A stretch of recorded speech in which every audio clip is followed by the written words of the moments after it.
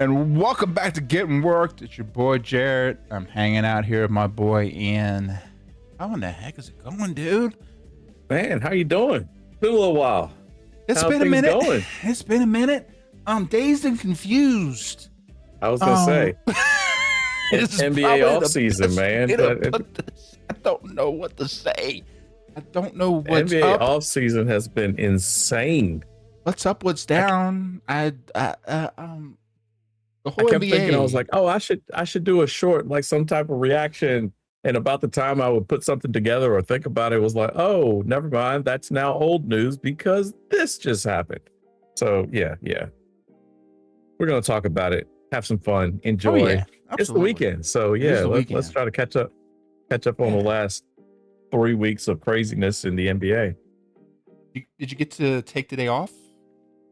You have a you No. didn't have I a was, holiday. yeah, I was gonna say, yeah, That's thing working in healthcare, man. It's yeah, I like was gonna say healthcare. That's the good and bad side, I guess. Good side is you get to take your vacation days sort of whenever because you get like a mass of them. sure But the downside is the days that everyone else just naturally off, you don't unless you take necessarily it get off too. Yeah. Nah, I remember. Yeah. Today was kind of the quote unquote observed holiday for the 4th, right? Gotcha. So, Yeah, I was gonna say, I um, know some people have Monday off, which I always thought was weird, like it's after the fact, but yeah. well, I mean, sometimes it can make sense because if, especially like the 4th being on a Saturday, you have Sunday to kind of get over the hangover, or Sure. here where fireworks will just keep going all around you until 2 a.m. Man, it's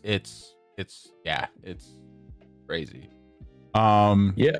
Yeah, Lamelo is on the Timberwolves. That is We're crazy. gonna talk about that. We're gonna talk We are about that. absolutely- We're gonna talk absolutely. about a bunch of stuff that's going on because it's insane. Just A all the normal off season, Lamelo getting traded would be like the top story. I like it's the craziest thing. It would be the top story. It has been that insane. So yes, but I'm actually looking forward to seeing how that works out. I gotta be honest with you. But yeah, let's start. We're gonna start with talking about with Giannis. I think you almost have to start with talking about with Giannis. Giannis was the big trade. Everybody's been waiting about 6 years for him to be traded. So I think we're all glad that one, we just don't have to hear about him being traded anymore. It has happened. He's in Miami. Now, I think it's just him and Bam. I'm not positive they have 5 other players total on their team, but he is in Miami. They traded everybody, not named Bam. It's out rough. of there. So like yeah, I said, yeah. they've got they have so they have Tim Hardaway Jr. and I think that junior status is holding a lot of water for him. Andrew Wiggins, who's a solid player, but not like someone to be like like a good third He's a option starter. for them. I would give him he's a starter, but you don't want him to be. He's their third guy right now. Yeah, exactly. And everything being kind of in the front court in today's NBA is a little worrisome. Yeah. Yeah, it's not like Bam or Giannis are known for shooting. So yeah, Bam, I think Bam has done what he can with what he's been asked to do. Sure. But the thing about Bam is he can do everything else. He right? can. And so having a scorer like Giannis coming in and helping there, but again, you still need to get shooters, and especially today, get like ideally like at least one solid 3-and-D out of that 2 or that 3 spot. And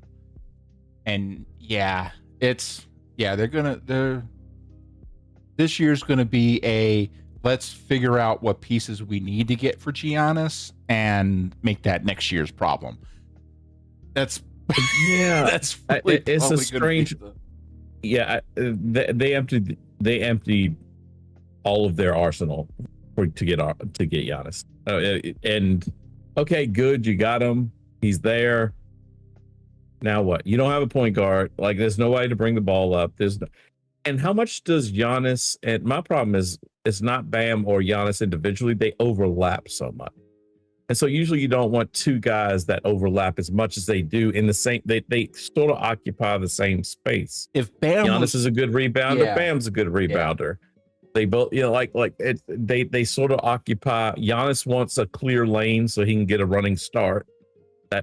That's his game. Offensively, absolutely. I think where Bam can help out is potentially kind of working out more from as a playmaker, kind of maybe from a stretch four position. So not necessarily because he's not necessarily as consistent of a 3-point threat.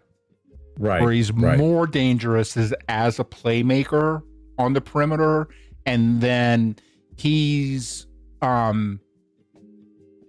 it's tough. It's like looking at it, their best perimeter defender is their center.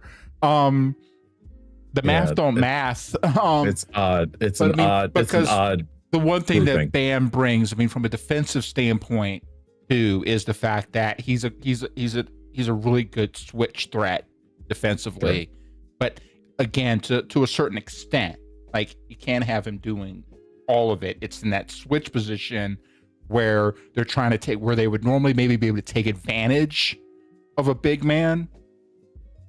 He's not that. He's competent, to be able to play against wings and different things, even at the perimeter. So that and now then Giannis can be a decent, interior defender, situationally, just because of just where he is. But he can fill that spot too. So that it's like they've got a beginning of a core. But they've definitely got to figure some things out. It's the beginning of one. Yeah, it's not. It wasn't the final piece. Usually, if you're trading for that big of a star, kind of want him as the final piece. Yeah, they finally got their big whale. Like Miami's been whale hunting for a long time, so they finally got him, and it's a terrifying. Defensively, I think they're wonderful. Like their front court's amazing. Like there's no one, even Wemby would have problems with that. Like there's going to be a problem there. Oh yeah. And then of course the Bucks is just a complete they finally hit reset.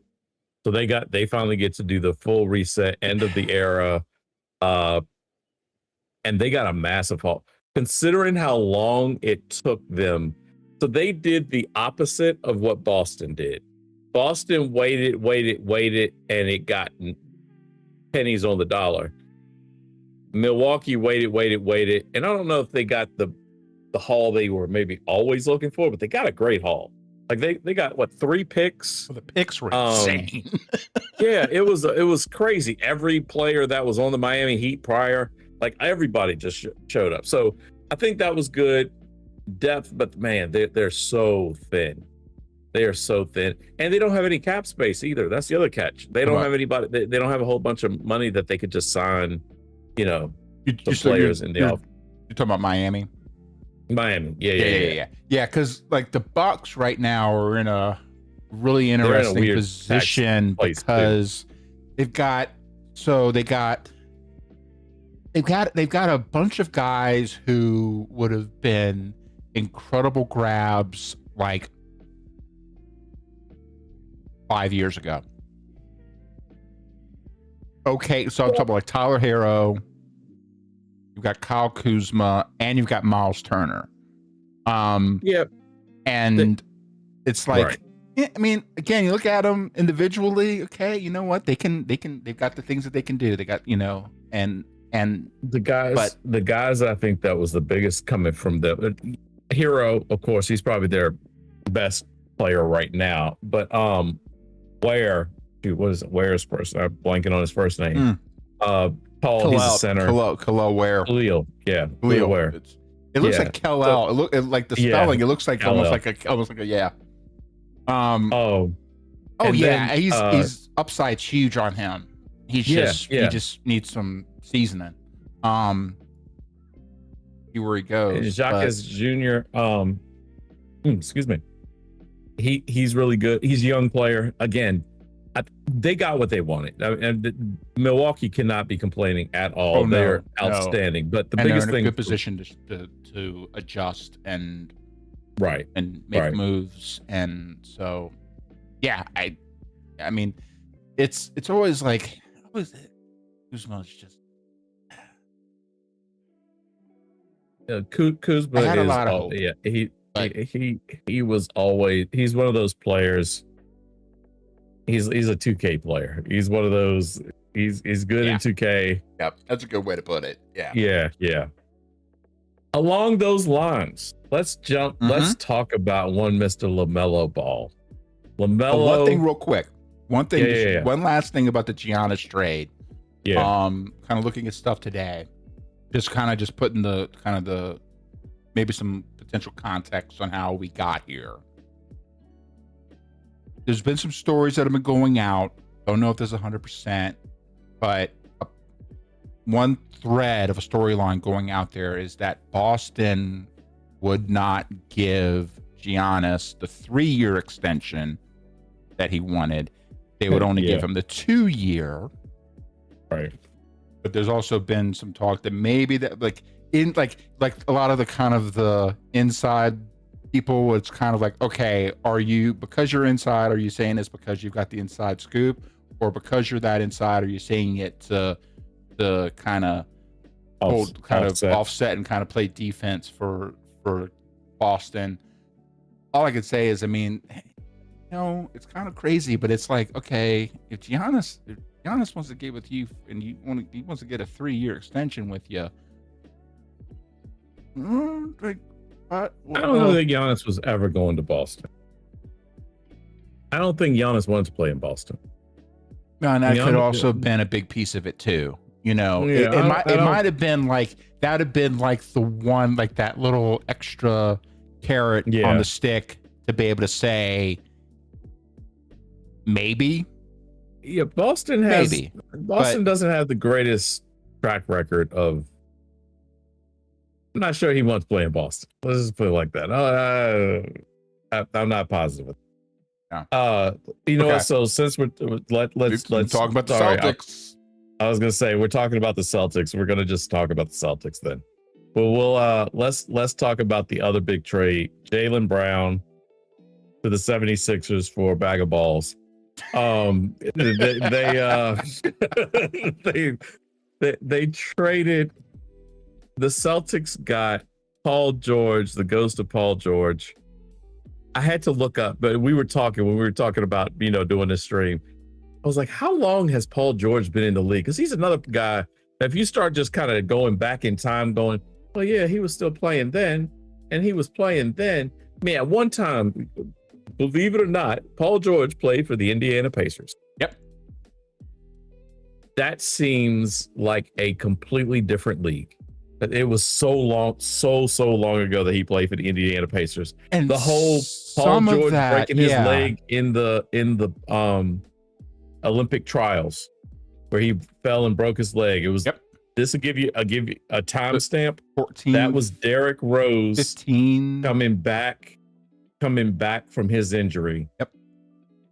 That was his first game back from his injury, was going to be that pregame. And I know that as a Bulls fan because I was sitting in a hotel ready to watch Derrick Rose play after waiting a year and a half to see him play. And he didn't play because Paul George broke his leg. That seems like an eternity ago. Derrick Rose being out of the league seems like an eternity ago. And Paul George is still around. So well, I think a big trick about it is this. I think there is a bit of a time warp, at least in my head, because of COVID. And because I remember we were talking about you were thinking maybe he might have started closer around the time LeBron did, right? And I did. I started wondering, I'm like, how long has he been around? But at the same time, you got to realize that, even with the injury and everything else, he was in the league a decade before COVID hit. He was drafted in 2010. So. Yeah. And then the whole injury, the whole Olympic thing, kind of the revamp of the dream team and all that was around that 2014, 2015 time frame.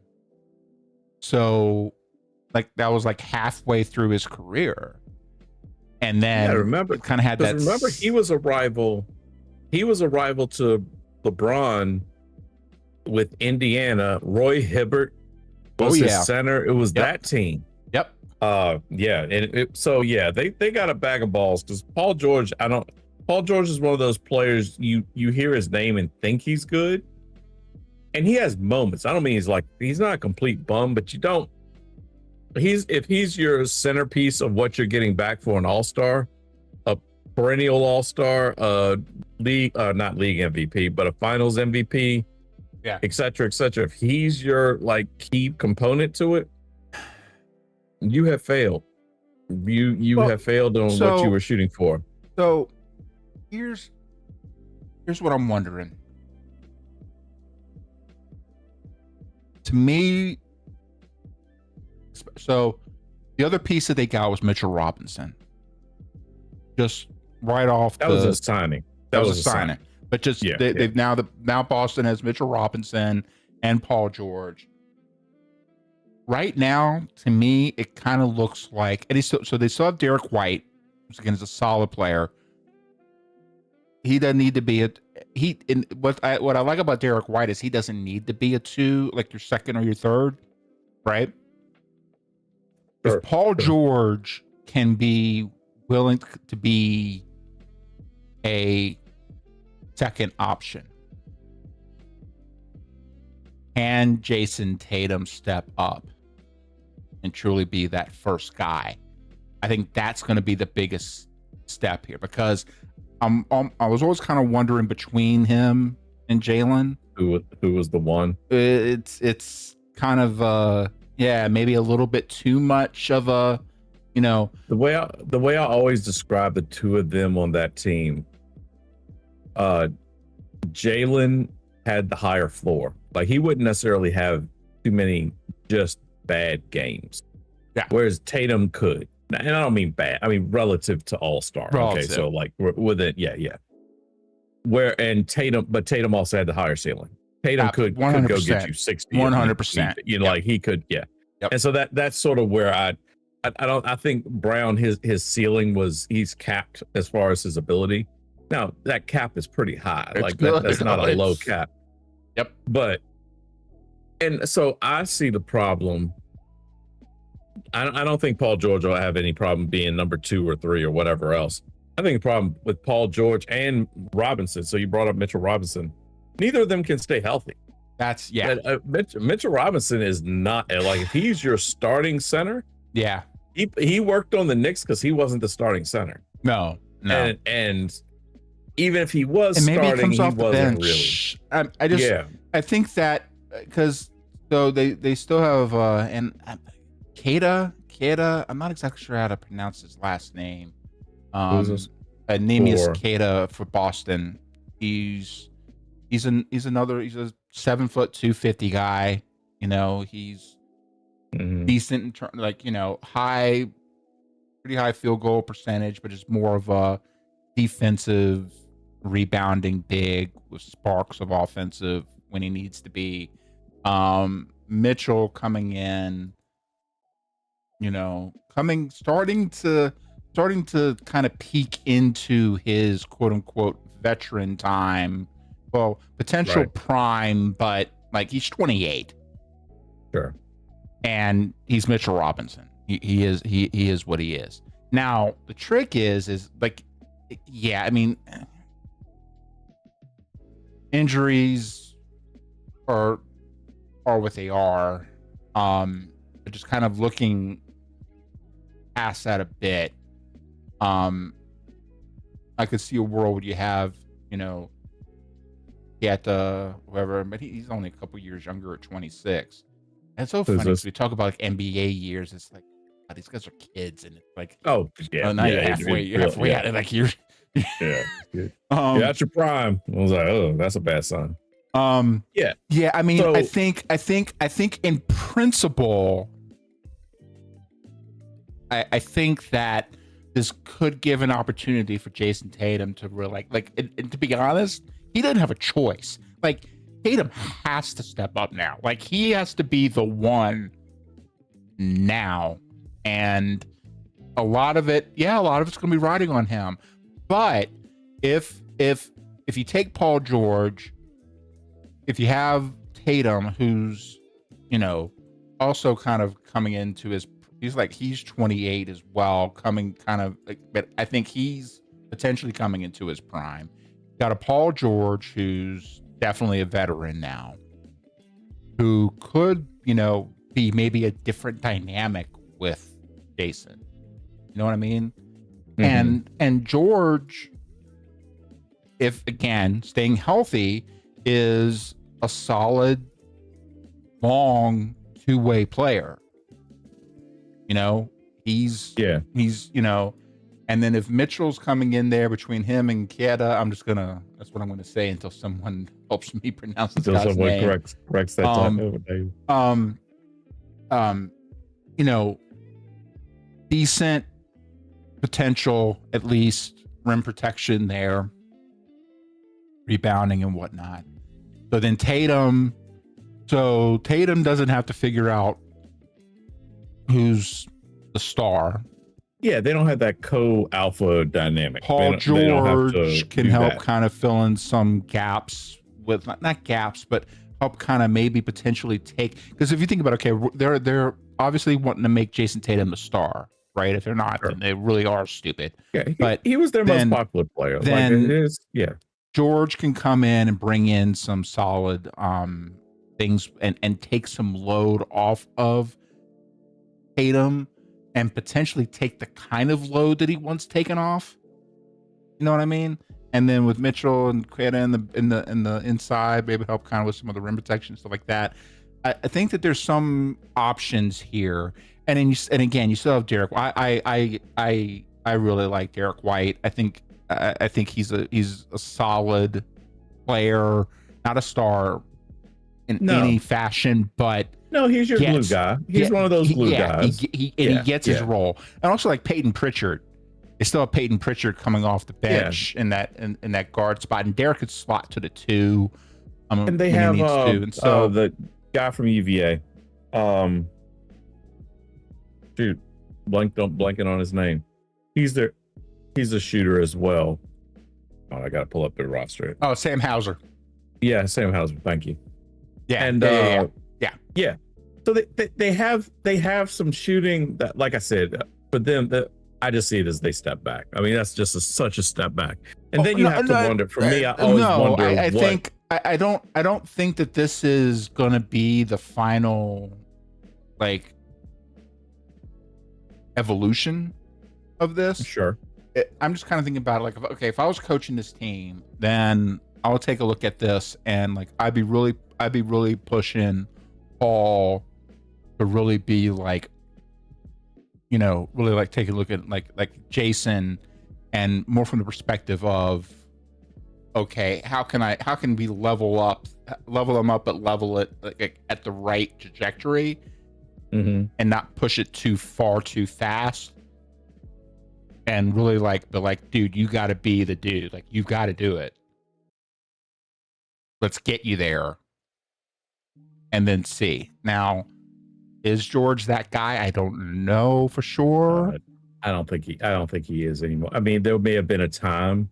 Like Paul. Well, I'm not speaking skill on the floor. I'm thinking more like veteran kind of, maybe mentor type of thing. And that's what I don't know for sure, but that's kind of what I was thinking about. More of kind of help him more like psychologically, like, okay, dude, you gotta step up here. Like you gotta like get, and it's gonna be on you, but like don't get yourself twisted with it. Like just right. I don't know, maybe. But all right, so let's talk about it from the other side. Let's talk about let's talk about the Sixers. Philly. Philly, so we'll talk about Philly later as well. But right now, is there somebody that was trying to sign with them and chase a ring or something? We'll talk about that. Because that's a whole. I'm not blowing this conversation up with that bomb right now. Just a question. Just stay on till later. Stay on till later, you guys. This is another team where, okay, Embiid he's 32. It's not like, and again, you talk about people that feel like they've been there like like a year Yeah, after he's been playing Jordan. better. Yeah. Yeah, I think he played with Jordan at one time, didn't he? So Embiid's, whatever you're going to do with them, now's the time. You got, According to Embiid's knees, he did play with Jordan. That's the problem. Yeah. So again, you talk about with Mitchell, it's just, man, like so much that can be done. And so they have Tyrese Maxey, who's a good scrappy guard.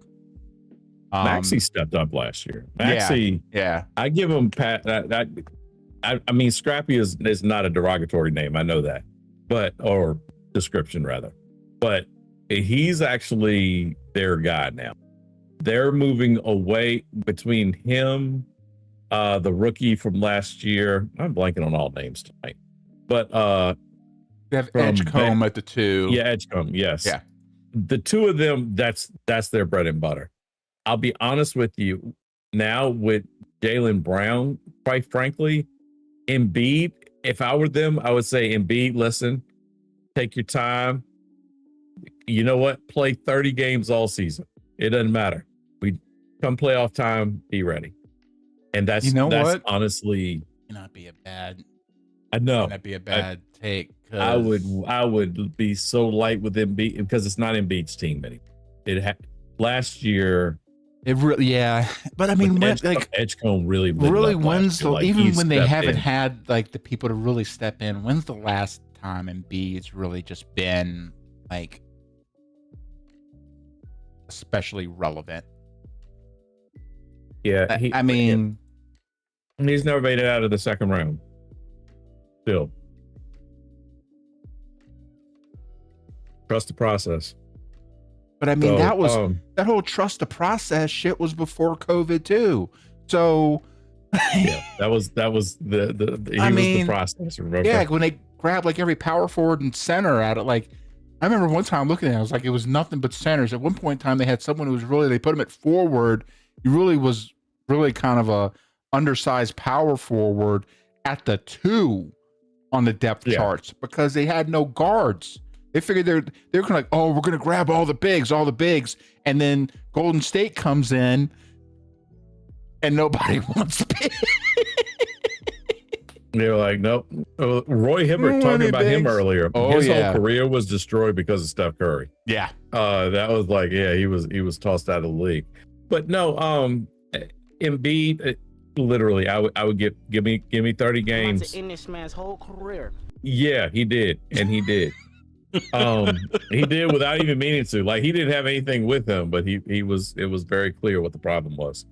So yeah, I think that the Sixers are tough, man. They're gonna be tough. If Embiid just needs to be serviceable, he doesn't have to be any. He could easily become the 4th option on that team.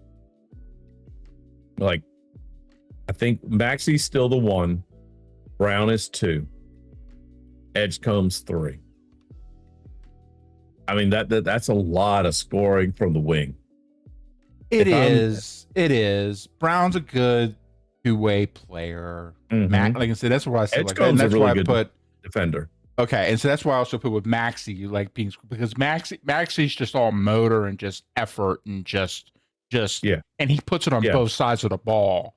He does. And so I mean, Simons isn't like a hot shot grab, but he ain't trash. So him coming off the bench, he's not going to play a lick of defense. No, that at all. Sure. But that's okay. He's a 3-point specialist. 6'7". He can at least get in the front of in the way, passing lane. He can stick his arm out as they run by him. But he's not going to play any defense.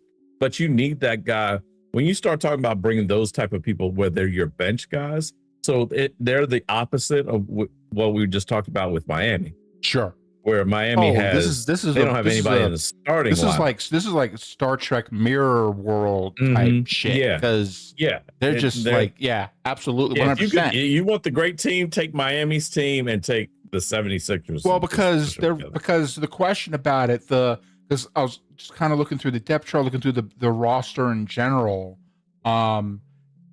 Especially maybe as we get to the trade deadline, if not before, they probably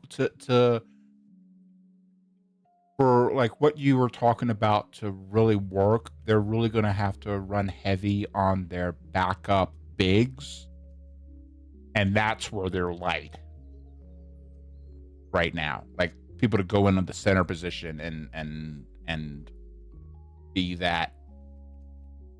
Because you got Embiid, so if you want to give Embiid, play him 30 games, right? Like you said, then who's going to be the wait, why can't I hear you now?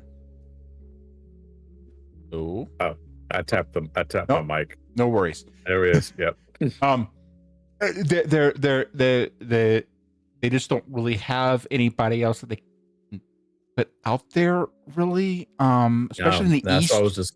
Right now, it's going to be a little tough. So I mean, if they could again, now here's the trick: they don't need to do much. They don't need to do much. So out of the folks that they have, they've got one guy. Did they re-sign Drummond? Oh, Drummond did go? I thought they. I was like, wait a second. Right you talking about the here. backup center? They don't have him listed. They don't have it. No, that's I want to say they got today. Him. Yes, exactly. So I may have. Let me make sure. No, you're right. You're right. I remember. Right? I remember seeing that. But the problem is, that they just don't have it right in front of me. So okay, no worries. So look. This is the whole stream. This is the league so has crazy. Just like everything has changed so much. Drummond can be a body out there, a rebounder. All you need. Just yeah. Okay. Now, okay. Like you don't want to run him for more than 15 minutes. Like 5 minutes, 5 minutes. Yeah, so they're still going to have to kind of start like trying to maybe do between like and I'm just thinking about like who they have with size. They have this one guy, and if I'm struggling on the last name, it's something. Hukporti. That'd be my first guess. Audio Hukporti. He's 24, but he's a 7-footer, 246. Of the two of us, it is always better that you do the pronunciation. So if we're getting to the point where you're looking for me, I mean that's what I'm saying. I'm just trying to be as respectful as I can without getting a chance to hear it. I totally understand. I totally understand. It's that's the reason I was saying what I was. That was not to make fun of you. That was no. Like, yeah, we're in trouble. We're going down a path. That's a name. That's a name. The player. Because normally I can figure out kind of the route and try to get things going. But anyway, but they've got a relatively young guy. Was only been in the league a couple years now. No, Drummond went to the Knicks. Oh, that's right. That was right. That's right. He replaced Mitchell. He replaced the Sixers. He replaced Mitchell on. So he's not even there. Yes. Yeah. I was like, that doesn't. Okay. I don't remember. It felt wrong, but I was like, let me just check that. Yes. So they're gonna need. The Knicks. They're gonna need to have some of these younger. So they have a guy's like 6'10", 235 at Mbona, who's 23, but he's like 6'10", 235 in today's league. Can kind of get in there. You're going to have some of these young guys kind of get in there and kind of hanging out in the middle when they need to. Just to kind of help, that's workable though. That setting up the picks and everything else. That's fair. With that kind of that backcourt / like perimeter wing setup you've got there. Ooh, I mean, they would have without Embiid. Let's say Embiid's, it's one of his sabbatical days. They would have trouble with teams like the Knicks. The Knicks have a big front court. They'll have trouble with Miami. They have a big front court. At the same time, they may give Miami's backcourt so much problem that it doesn't matter. The Knicks, their backcourt's going to kill them. But the Knicks are probably going to be their biggest, sure. Like their strength is the weakness, and that's tends to be, that's where the it's all a coaching's matchup got thing. That's that matchup thing, and that's where the coaching. And Right, that's where but I kind of again, started looking at it. that's- It's like, oh, like Yeah, that's it's- during the regular season, though. The regular season, okay, so we lost game 1 of 82. That's not that big a deal. Like you can kind of make it happen. When they need him be, like I said, it's just going to be come playoff time. Yep. You're going to have to be able to guard Towns if he gets inside, or Giannis if he's in there, or Bam, or like any of the bigs. You're going to have to man all of that. But that's okay, because once you do, you also don't have to run out to the 3-point line. Like if I saw Embiid take a 3-pointer at any point this season, I might immediately bench him. Back over here. well, that's always kind of his issue. Anyhow. Yeah. I think earlier on, Shaq used to say that. He was like, "Get your Yeah. big butt out. You're the biggest guy out there. Just go inside." I know. It was one of those. It was a weird thing because, early on, it really helped out. Because I think it helped Philly's kind of relative relevance. Trying to say that 10 times fast. With that, we talked about Steph Curry. I think Embiid being able to stretch the floor and at least be a competent threat, not be a huge threat. But early on in his career, I mean, he was like kind of outside of, he didn't have the passing game, but as far as like big man like that, like kind of a preamble for Jokic, guy that could step out and shoot those threes and be able to help maintain, and then again just open up driving lanes for days, Right. But for sure. But and so in that way, I could see. I agree. I wouldn't see a lot, but depending on the matchup, having a good pick and pop threat's never a bad thing. But the execution of it may not match up to either what they really need him to do there or what he can do. But it's also another way to save his body. Sure. Or they have him out there fair. doing maybe some more pick and pop type stuff, so he's not banging in the paint as much right now. Sure. Maybe That it's kind of where I'm just trying to pick and pop is like elbow. I could see him, taking a jump. Oh no, he didn't have to shoot threes. I mean, that's what I'm saying. I want you Dirk 15 Nowitzki, feet in. Dirk Nowitzki, Nowitzki. God, what can I say? I'm the guy supposed to be able to say like names. I was gonna say, Jesus, I just haven't had to say it in a long time. You need to make more of a drink. That's what it is. That's the problem. Part of it, but I also haven't had to say his name in a very long time. Yeah.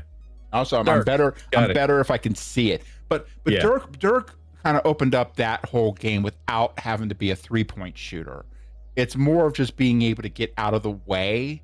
But then, especially again, if maybe like during the season, if you're getting him out there, you kind of also just to give him the minutes with the starting lineup too, to be able to help build chemistry, because that's another potential problem. Yeah. Then to be able to do some things to where then he's not necessarily banging in the paint, and then you get into playoffs, especially start getting into everyone's just got to do what they got to do, and right. It's just you're going for the goal, get it, but that would be one thing that they could do with him. But yeah, it's interesting. But yeah, that whole guard / wing that from them again with Simons coming off the bench. Yeah, like I said, pretty nasty. They are coming in waves. That's big. So let's see. We'll touch briefly on this just because I have him next on the list. Was Ja Morant to the Blazers? It's good. Ja got out of Memphis. They didn't want him. He didn't want to be there. Good for him. But now he needs to shut up and play some basketball. He needs to like if the fact that he's in the Pacific Northwest, probably a good thing because no one watches those games. Sorry. I It's know. factual. Yeah. It's no Why one, do you think I gotta so run the thing with you? Because I can't find anybody out here who watches basketball. that's Like, it. That's I it. swear. No one is watching out there. He's out of the limelight, and that's a very good thing.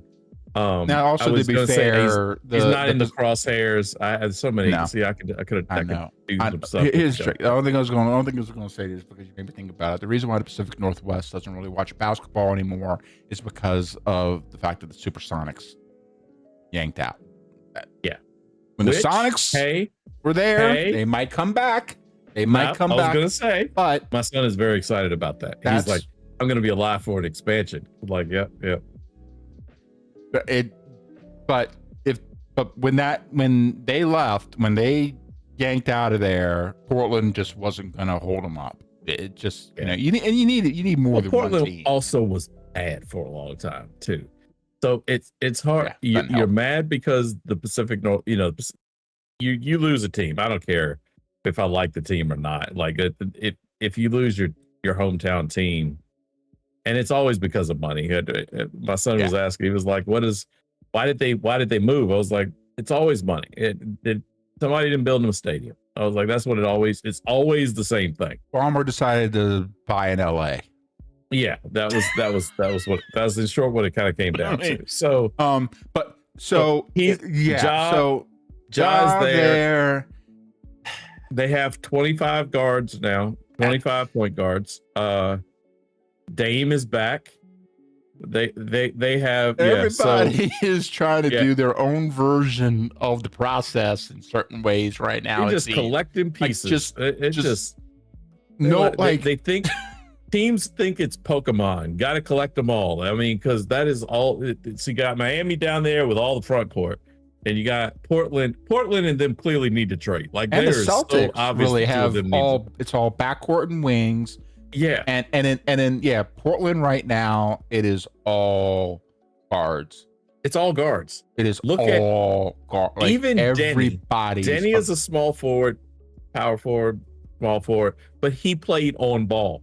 He was on the ball last year. That was where his bread and butter, his whole like all-star thing. All of that came because Denny was on the ball. So he's a ball handler on the ball.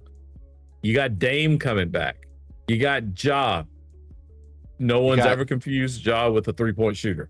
You got they got Walter from the WWE moonlighting in the NBA playing center. Have you seen Donovan Clingan? Yes, he does look like. When you said that, I was like, I know exactly what you're talking about.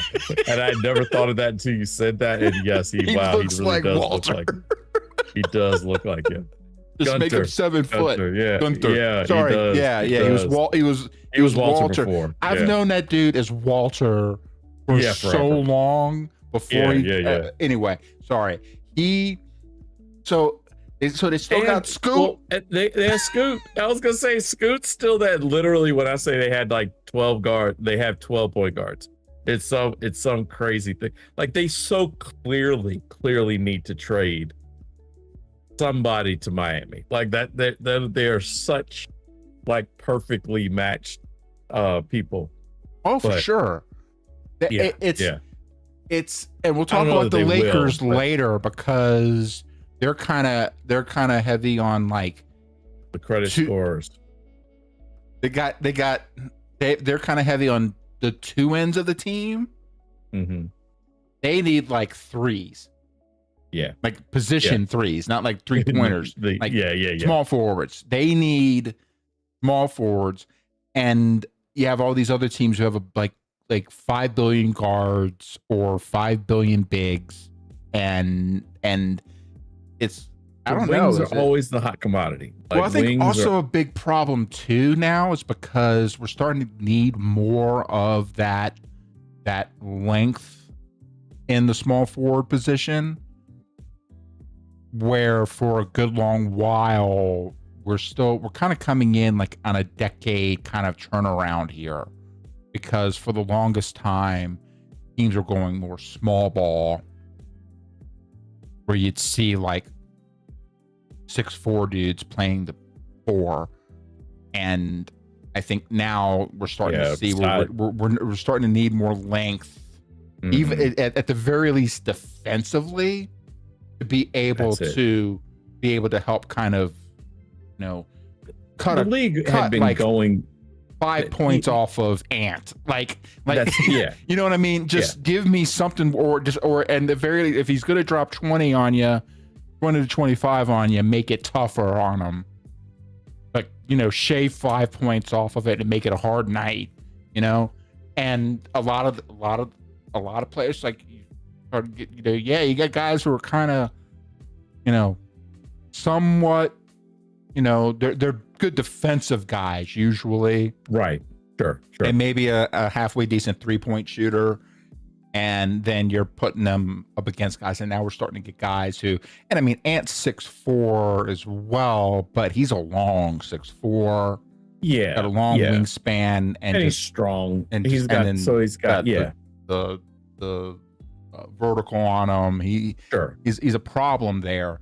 And so now we're running into these situations where we're starting to need to get more, like a bit more. And it's not just length, it's competent length. It's getting guys that can actually defend and move and switch and slide. They can slide. Yeah. They can run out under control. So you can use that length. You're not just, waving your arms around and running. Because Wemby is affecting the league. Like that's a trick. We're starting to see more and more of, but also again, we're starting to see some size come back into the league in general. Right. Now, speaking of size, you've got a bunch of really small, even looking at the depth, you got a bunch of really small guards up on this team. Now, I mean, Portland. Yeah. Oh yeah. Portland. I completely understand. We'll touch briefly on the Grizzlies because here's what the Grizzlies did with that trade. They got rid of Ja. That's all he wanted. That was it. They could have cared less about what they got back. The bang bang. No bang bang. No Cactus Jack. There was enough of that. There was enough. There was enough of that. Sith automatically gets banned every time he comes in here because YouTube. He comes in with the caps and all this stuff, and I don't even know. I don't even know if there's anything we can do. I mean, he's back. This is like a timeout. He like triggers us to ban. What's going on, Sith? We're trying to figure out what the hell's going on with this NBA freaking offseason, man. It's freaking nuts.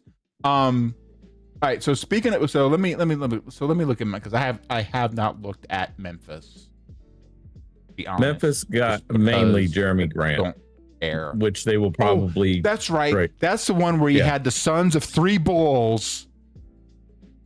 Yeah, you pointed that out. I have to give you credit. That was a good call out. They have the son. Well, I'm sorry. The son, like Grant's technically nephew, but if it's your identical twin son, does it really matter? It's kind of the same thing. Only if you're also married to an identical twin. Well, that's true. Technically true. True. But I mean, in general, the genes on the Grant side were predominantly identical. But they got Scottie Pippen Jr.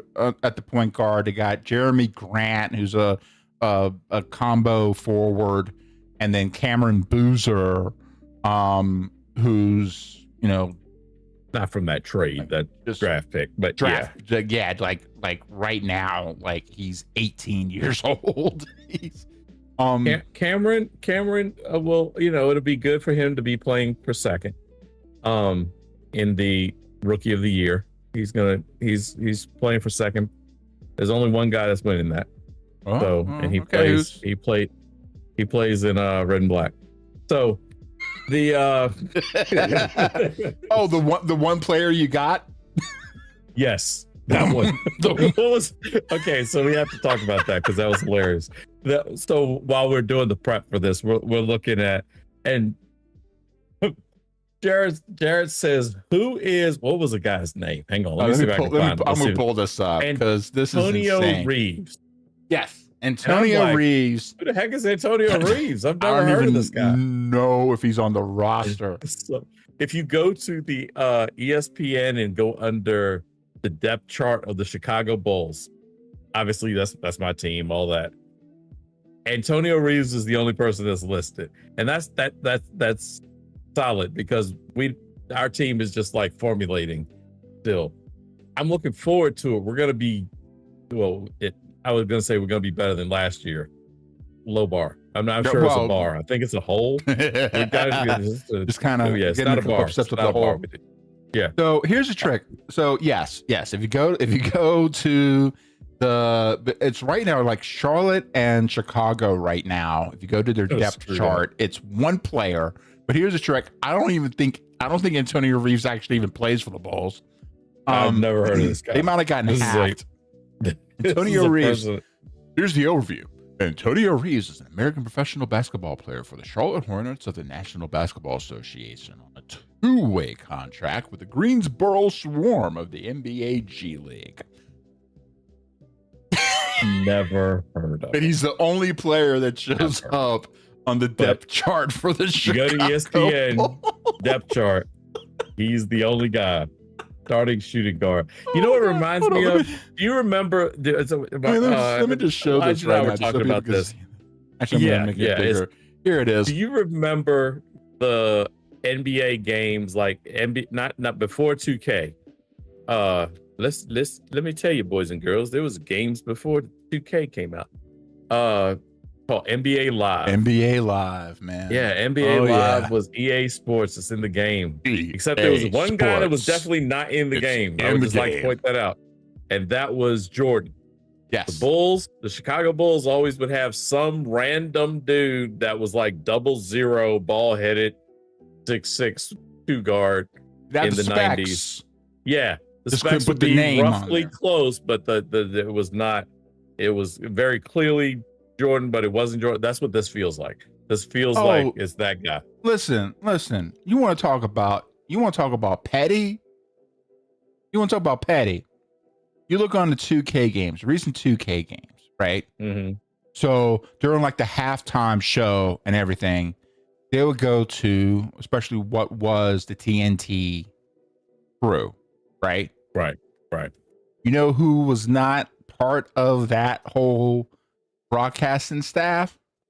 The 2K on 2K games. Barkley. Charles Barkley. Yeah, Barkley's not. Charles Barkley's not there, and neither is Reggie Miller. Well, sure, but like the main, you talk about like the main like desk, right? You have Shaq and Kenny Smith, and I'm blanking on the one white guy's name. Ernie. Because I wanted to call him Eddie, and I know that wasn't right. That's not right.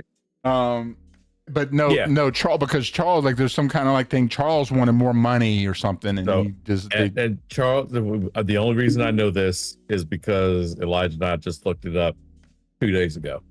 Because we were talking about we got it 2K26, so the this past year's is super cheap now, so we went and bought it for like $10, $15. Nice.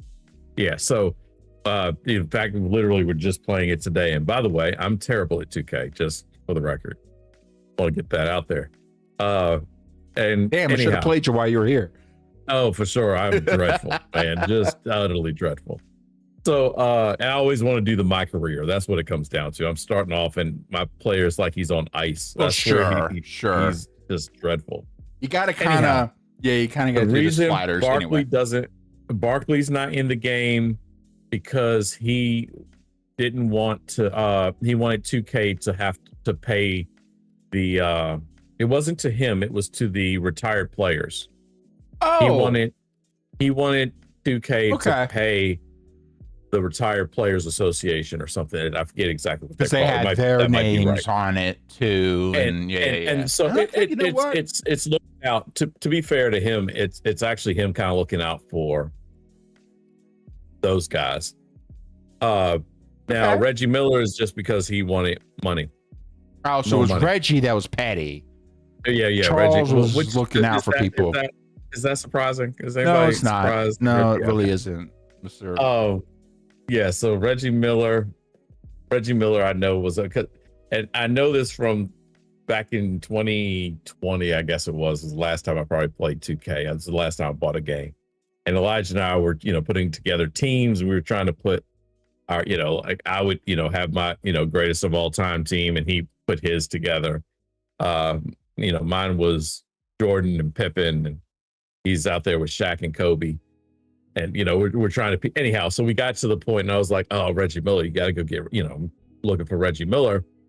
And of course, there's no Reggie Miller. I was like, wait a second, where's Barkley? Come to think of it, is no Barkley. So I know those two for sure. There's probably others, but I know those two for sure are not there. So, well, yeah, every time I keep hearing about Barkley and like a lot of his like shenanigans and everything like that, but every time I turn around, I keep hearing more and more stuff about him, and it's like every time it just feels like every little thing like I keep hearing about him is like, yeah, he's a real one, man. Like, he's a good guy. He's a decent dude, So trying to figure out a little glitch I'm running into. Nothing major, just a little glitch that I'm running into. So if you want to jump over, I'll tell you what. One thing here, just so also then I can show off something I put together and watch it not work. But let's see what happens. Apocalyptic C 3357 said, LeBron going to GS or Clee? I don't think he's going to either. Yeah, we're going to talk about LeBron, but also wanted to put because did you hear how it read it out like that? Yeah. I did that. Apocalyptic said I did 3257. I can't help how they read things, but I did that. I did that. That is a thing nice. I did. So I'll say this just briefly to it. I think if he goes to Golden State, that'll be like the most geriatric team in the history of geriatric teams. 10 years ago, that would have been amazing, but man, I don't know they get through the regular season. If they could get to the playoffs healthy, maybe. I mean, it would be fun. It'd be interesting. I still don't think they have anything for the Spurs or the Thunder. Like, their names are wonderful. The names are great. And so no knocking any of the names on there. All Hall of Famers, creme de la creme. But no. Yeah, I don't know that but Father Time is undefeated for a reason. So I think that so yeah. It would be a good story. It would be a good story. The best story I think that guy can write is going to Cleveland. It just works. You go home. Third time trilogy. I don't know. Trilogies don't tend to go well, but neither do sequels, to be honest with you. So yeah. But I was gonna say we're gonna hold off. We're going to talk a little bit more about that one while I'm figuring out this mess. I've been playing around with a new music thing, but I can that's okay because of the old one. So, oops. I'm testing out some stuff for Nutty, who's was putting together some of this stuff here.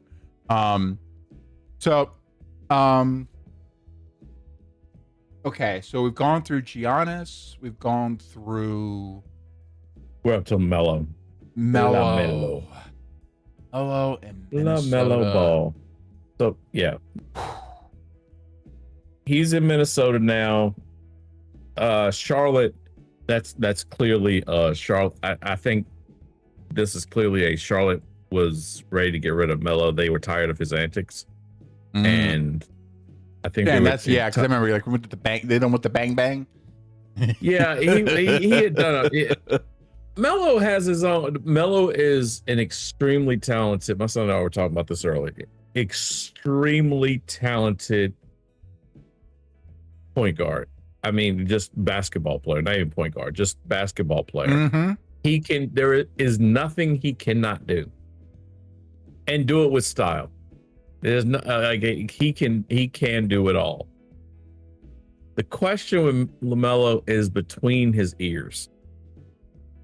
LaMelo, decision making on the court, off the court is Lonzo, his brother, got the decision making, and I don't know that neither of the other two did, and that's his problem. The knock on him, and I think Charlotte was. He also doesn't play a lot. He's hurt a lot. Last year was the first year he was on the court for more than 50, 60 games in maybe his career. And I think Charlotte was cashing in on that. I think Charlotte was like, we have a chance. We've got he's got a big contract. We got a chance to get off of that big contract. He played enough games. Someone's offering something. Let's get him out of here. Now, with that said, it's going to be so much fun watching him and Ant play together. Whatever amount of games they play, it's going to be fun. Man, it's going to be fun. If I was I'm wondering if Wolves fan. Yeah, I wonder. So yeah, it was talking quick about cut. it earlier. Yeah, let me because I was waiting for it because Quick Cut Creation said, LaMelo Ball is on my Timberwolves. I am super excited. Yeah. I mean, and you should be. Yeah, I would be ecstatic if I was. I'm not a Wolves fan, and I'm going to watch some games. I've watched. Yeah, with Io also on that wing. Oh yeah, the perimeter. Yeah. Shout out to Io, former Bull. Io is nasty. Again, you want to talk really well. That's a trick. You want to talk about someone who could fit in with those two? Again, you want to talk about like a crazy backcourt / wing overall setup on the perimeter, and then you still have Rudy Gobert anchoring the defense on the inside. And then what Rudy didn't have in Utah. So LaMelo's not a slouch defensively. And he can be. He floats he's not Lonzo. He's Lonzo. Streaky offensively and defensively. Fair enough. He's an X factor.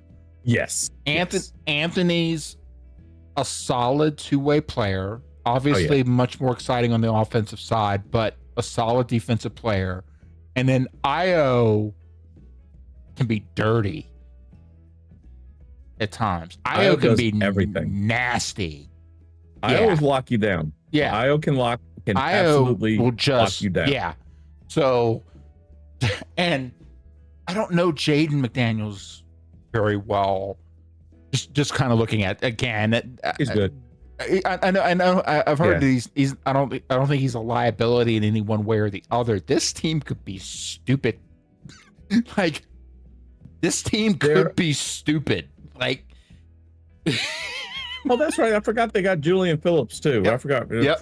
He came from the Bulls. That was in that trade that, man, our front office was so bad. They were so bad. I am so glad that dude's out of a job. He was dreadful. Anyhow, sorry. No, dude. They like how you let Io and Kobe White go and don't get one number one pick out of it is just amazingly stupid. But Io. What were you gonna say? No, I was gonna say, where is Kobe right now? Kobe's in Charlotte. That's right. To be fair, I think that's another reason they were okay letting. Yeah. Kobe's solid. Kobe's very solid. Yeah. Kobe. Oh man, Kobe doesn't make bad decisions. Yeah, right. He's the consummate pro. He's from the area. Like Kobe being there is perfect for Kobe. Okay. I'm actually glad he went there. Of the places for him to be traded, sure, Kobe deserves better. No, and I'm glad he's back home. He was always like that. He's from there.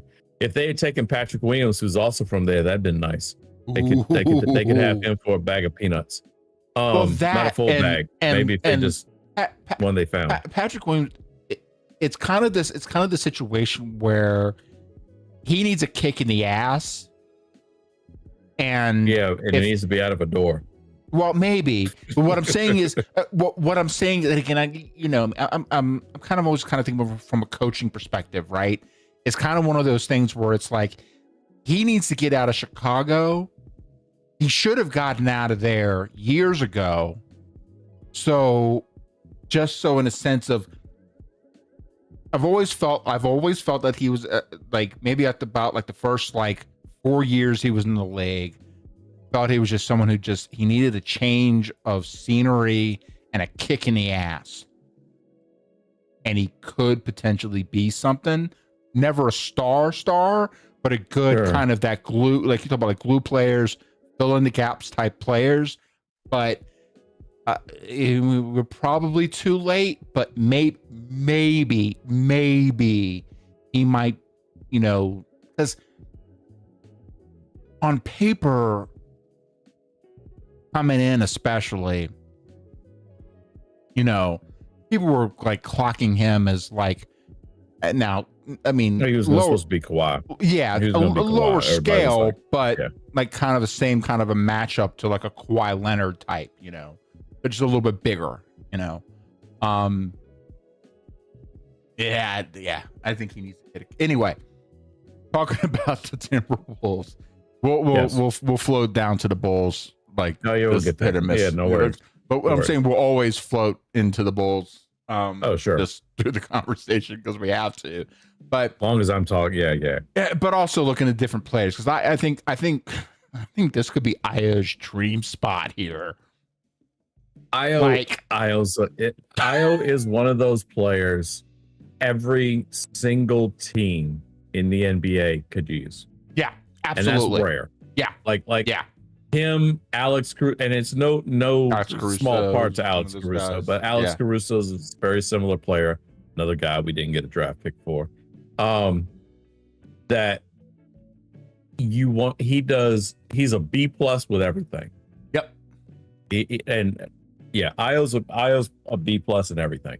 No A, he's not an A in anything. But that's okay. If you're that good in so many different, and from what I've been able to gather from him, he's just eminently coachable. He'll do whatever you want him to do. Yep. Yeah. Which again, I need you to go out there and lock that guy down. You may not score any points tonight. Okay. On it, coach. Okay. On it, coach. What? Ant goes down. We need points. Okay, I'll go get you 43 in a playoff game. He's off the bench. Yeah. And no problem. He's sitting there averaging like 15, 3.5, and especially that 50, basically that 52% percentage overall from a wing player. Come on, man. And again, also seeing him, you watch him, the optics on him, just like you said, he'll lock people down, and he's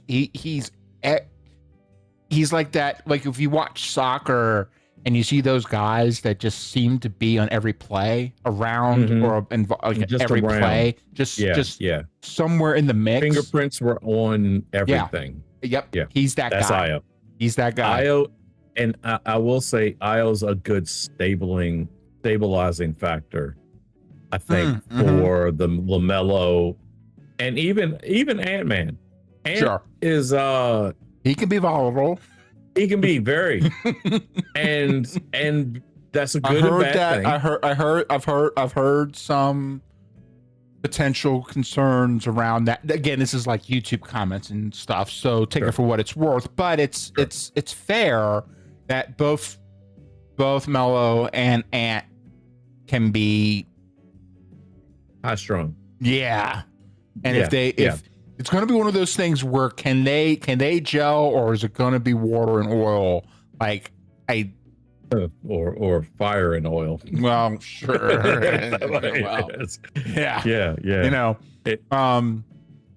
Whereas like I just think Ayo just loves ball. Yeah, and that's all. He just loves ball. And gets paid to do it very well to do it. We also get paid for this. That's so cool. That's cool. Pretty much. Yeah, and he's only 26. He's only 26. Io is, like I said, every team in the league would take Io. Mm-hmm. Every single one of them. You want the Bulls right now could use Io back. If Io was, sure. he'd be a perfect fit. Like he'd be a perfect fit no matter where you put him, and that's such a rare thing for a player. So Minnesota, honestly, this guy's going to be one of those guys that's going to be playing when they're 35, 34, 35. Just because I hope he gets some rings. More He's so going from one weird team to another team that has never won rings. More so just because of his coachability and the fact that he just has that mindset where he'll evolve into whatever he needs to be, and he has a good mind for the game. Yes. Too. Yeah. And I think that's the biggest trick about it is that it's his mental side, which then again I think for Melo and Ant too. If anything else, what you don't necessarily get out of watching the games is you don't typically, and you definitely don't always get to hear like who's talking. Oh yeah. Right. No, Io was always Io's the talker. Okay. He's the leader on your defense. So if he's okay, then that's good. Yeah. That's good. Because you also watch a lot more of like the Chicago feeds, right, and stuff, right, and then you get a little bit more of that kind of stuff. You hear it's closer. Yeah, you can. Yeah, and plus, Stacey King, R.I.P. Stacey King. You also he would call that all the time. He's like, yeah, watch Io. He's talking here and he's talking here. Yeah, so I would get all the. Io is an amazing player. Awesome. He's not your star. He's not, he's not. But if he's going to elevate everybody, but he frees your star up to be the star. And it sounds kind of weird to say it that way, but that's really what he does. He takes the pressure off of Ant to have to go guard the other team's best scorer. He takes that pressure off. He's like, I got that. We need some ball handling. You know what? They're doubling Ant because you better double Ant. So you're doubling him. Okay, well, I'm gonna hit this three because I can shoot a 3-pointer now. He worked on that. There was a significant jump in his 3-point shooting last year. Or you need some ball handling. There's a rebound. We need to get out on a break. Io was a point guard when he was in Illinois. Well, he's 6'4", 200. He plays bigger than he is. He does. Because he has really long arms. A guard. He's got all the skills of a guard. And so I think and again I think the big trick is that with LaMelo coming in, again, it's that mindset. And LaMelo's not I forget just how big he is. Melo's 6'7". Yeah. So he's not even 200 pounds, but he's long. Right. He's long, and he's kind of got that magic thing going where he can see the floor over. His vision is amazing. Yeah, like I said, his problem. He's a creative player. He is. If you're building a player, you just about build LaMelo. That's just kind of what they come out looking like, and all the ability, all the skill, all the things, and just not. Like I said, LaMelo's problem is LaMelo. That is his issue. Now, is some of that because of the team he was on? He was on a bad team in Charlotte. If he's up around winning, how does that change? Because that does change players. That does change players. Being traded tends to change players too, not necessarily for the better. Well, but it does change them. The other thing is this: only 24. Forget that. Yeah, LaMelo's not. So LaMelo and Ant were in the same draft. Remember that. And I think this situation that he's walking into here, but basically he got traded. He got traded into probably the best situation that he could have ever gotten moved into. And I think this is an opportunity for him to show that he can mature. Yeah. Because this is his moment. He has a chance here. Let's not forget about this. he has a real chance to really solidify himself as above Lonzo. Oh yeah.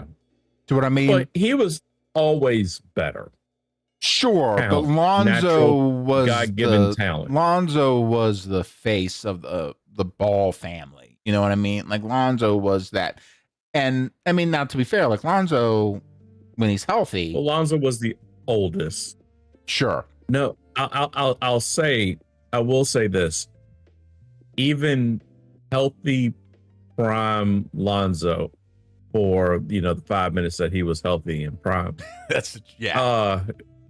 All 5 of those minutes, LaMelo is more God-given talented than him. Sure. Lonzo's strength is everything Melo isn't, between the ears. Yeah. He had the vision. Yeah, he had the court vision.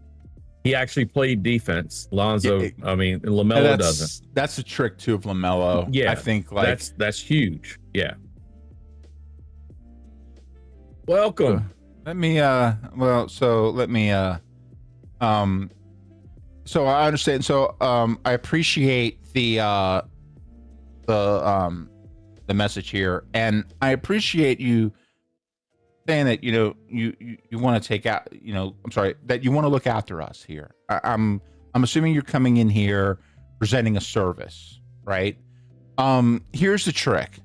This is what I tell everyone. We are a one-way money distribution outfit, meaning that the money comes one way, not the other.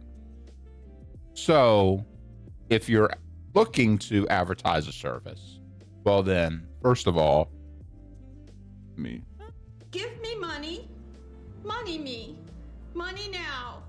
Me a money needing a lot now. And also, you are a sad, strange little man, and you have my pity. Okay, now we shall proceed with the conversation.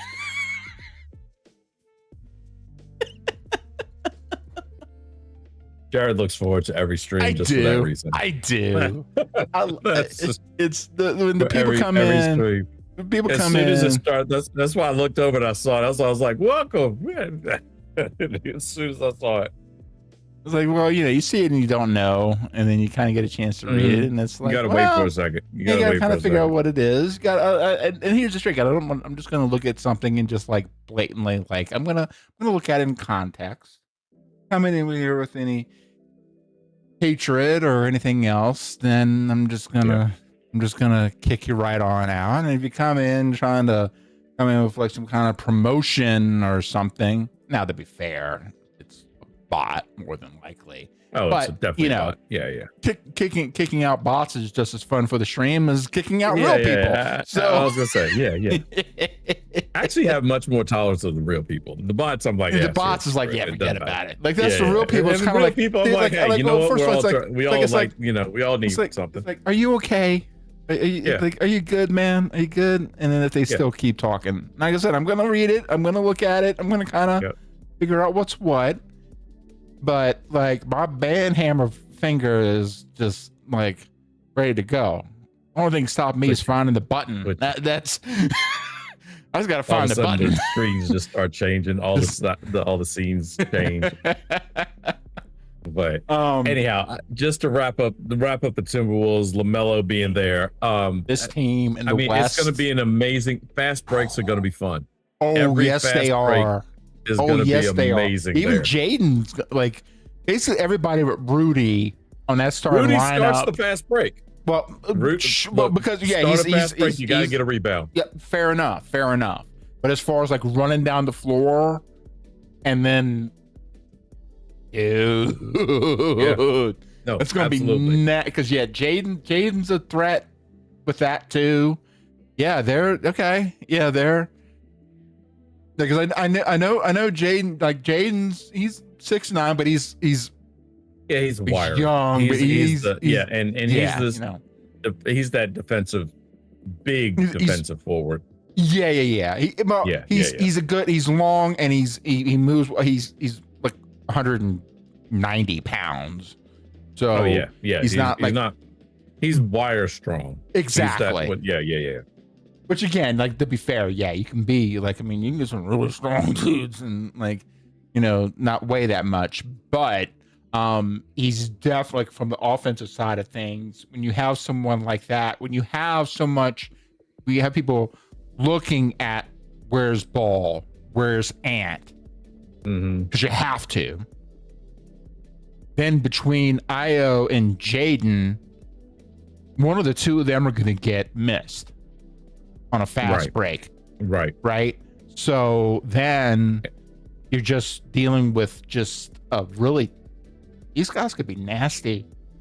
Yeah. I mean, no, they could be an amazing fast break team. Like that will be their bread and butter strength by far.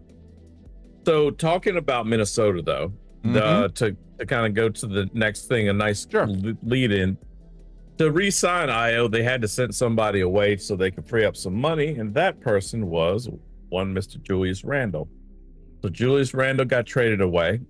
He was traded to the Brooklyn Nets to move up 5 spots in the draft, to move back 5 spots in the draft. So the Nets trade, it was a salary dump. Like, let's just call this what it was. It was a salary dump.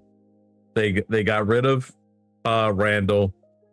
The Brooklyn Nets then sent Nick Claxton to the Bulls, and for nothing. Literally, the Bulls sent nothing. All they did was just absorb Claxton into their open salary cap space. So, which is good. We have no center. We had no center. Nikola Vucevic was traded last year. He was a free agent. He didn't re-sign with Boston, did he? We were talking about Boston earlier. I don't think Vucevic. Gotta look at that. I don't think he re-signed with Boston. Anyhow, side topic. But so Julius Randle is gone. I think it was good riddance, to be honest with you. Julius Randle is one of those players. He's borderline all-star. He's an empty stats guy. He's one of those empty stats players. He reminds me a bit of Carlos Boozer in that way. Similar kind of build and everything. But my apologies. I've been talking on mute. I was going to say, because you're talking about that empty stats situation, the problem with that is now he's playing next to another empty stats person in Michael Porter Jr. Which, is Porter Jr. though an empty stats guy, or is he just on a bad team? Well, okay. Well, here's the thing. I think that Denver got the better situation of the trade when they dumped Michael Porter Jr. over Cameron Johnson. Cam Johnson, because effectively they're the same player, but Cam is more active and just more I don't know, like, now Michael Porter Jr. has been playing with some different injuries and things, and it's kind of hampered him, but he seemed to be kind of a bit of a stat filler. Whereas, again, like, Cameron's maybe not look quite as good on paper, but has a very similar skill set to MPJ, and actually is much more active and present and just there. Whereas like Michael Porter Jr. has like a ton of potential. He can get you points, but like he's not, you know, he'll get kind of, you know, some rebounds here and there, but he's not like, I don't know, no dog in this kid at all. Yeah, I know what you're saying. And there's so, like, looking at him, there's like everything like, oh, he's great. But this guy just, I don't know, like, it just seems like it doesn't translate into anything. Yeah. And, it's just he needs it's almost like and I don't think Randall's going to be the guy, but No. I think he's someone who needs a star to tap him, and it's like dude, you're my dude, it's you and me. It's you and me, and I need you to work with me here. You see what I mean? Mm-hmm. And Jokic had whose names Harris. Jokic had Harris, and then they also had Gordon, and then MPJ was kind of also floating there in the mix. Yeah, just also there, Yeah. And I think he'd be somebody that'd be really good to have, because his stat line looks fucking awesome. But sure. But it doesn't translate into anything. It doesn't. It doesn't make him, because that's at 25-26 with the Nets. And what did the Nets do? Yeah. They just no. And the Nets weren't trying to win this year. The Nets were trying to get the number 1 pick this year. That's what it was. Now it's interesting to see. This is one thing I'm looking forward to, and especially as a fan of a team that has been bad for a long time, and we're on the up and but I'm looking forward to seeing what the anti-tanking rules, how it really affects. I think we've already seen it, team where you don't want to be in the bottom 3 anymore, because you should try. That's the way the league should have always been. You should always have had that. I agree. So I'm actually really looking forward to that. I say that to say the Nets are still going to be bad. They are going to, I think they're going to struggle to get out of that bottom 3. Not by they're actually I just don't see. Yeah. You never know. Someone might really kind of have to step up, but I think that it's going to be tough. It's going to be very tough for them. And I wonder about how they're going to figure out so you have the bottom 3. And again, I think it really does help to try and minimize just the pure, just kind of tanking situation, right? Now, people are still going to figure out how to rig it, how to get themselves. But you're still going to have that, ultimately that bottom 3, just because they're just that bad. Well, sure. Then, someone has to finish at the bottom. But what I'm saying is, what do you do with those bottom 3 teams in terms of some kind of they changed the rules. It's the lottery odds what it comes down to. So just kind of bring everybody up if you haven't been paying attention. The bottom 3 teams have less of, it's not that they have no chance, but they have less of a chance to get the number 1 pick. So basically, there's kind of 2 big things. If you're in the bottom 3, I'm going to kind of cut it down to make it sound easier.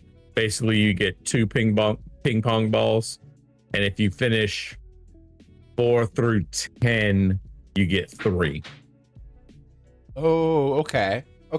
So that's the kind of short version of what it is, and that's basically what it comes down to. Your lottery odds of getting the number 1 pick are cut down. Sure. And then it comes down, this is what I can't remember off the top of my head exactly the way they did this, but you also can't have a top 5 pick 3 consecutive years. So if you had it 2 years in a row, you can't have it a third. At best, you can be 6th. If you get one of the top 5, that now how they go about that is still up for debate. They how still they'll got to work actually that do it. out. Yeah. But basically, if you get a top 5 pick for a 3rd straight year, you're dumped out, and it starts now, so it's retro. So if it was, okay, so it's not one of those 3 years from now. No. So the Utah Jazz are the example. Utah has had a top 5 pick for two straight years. Next year's pick, which they traded, it kind of sucks for the Grizzlies.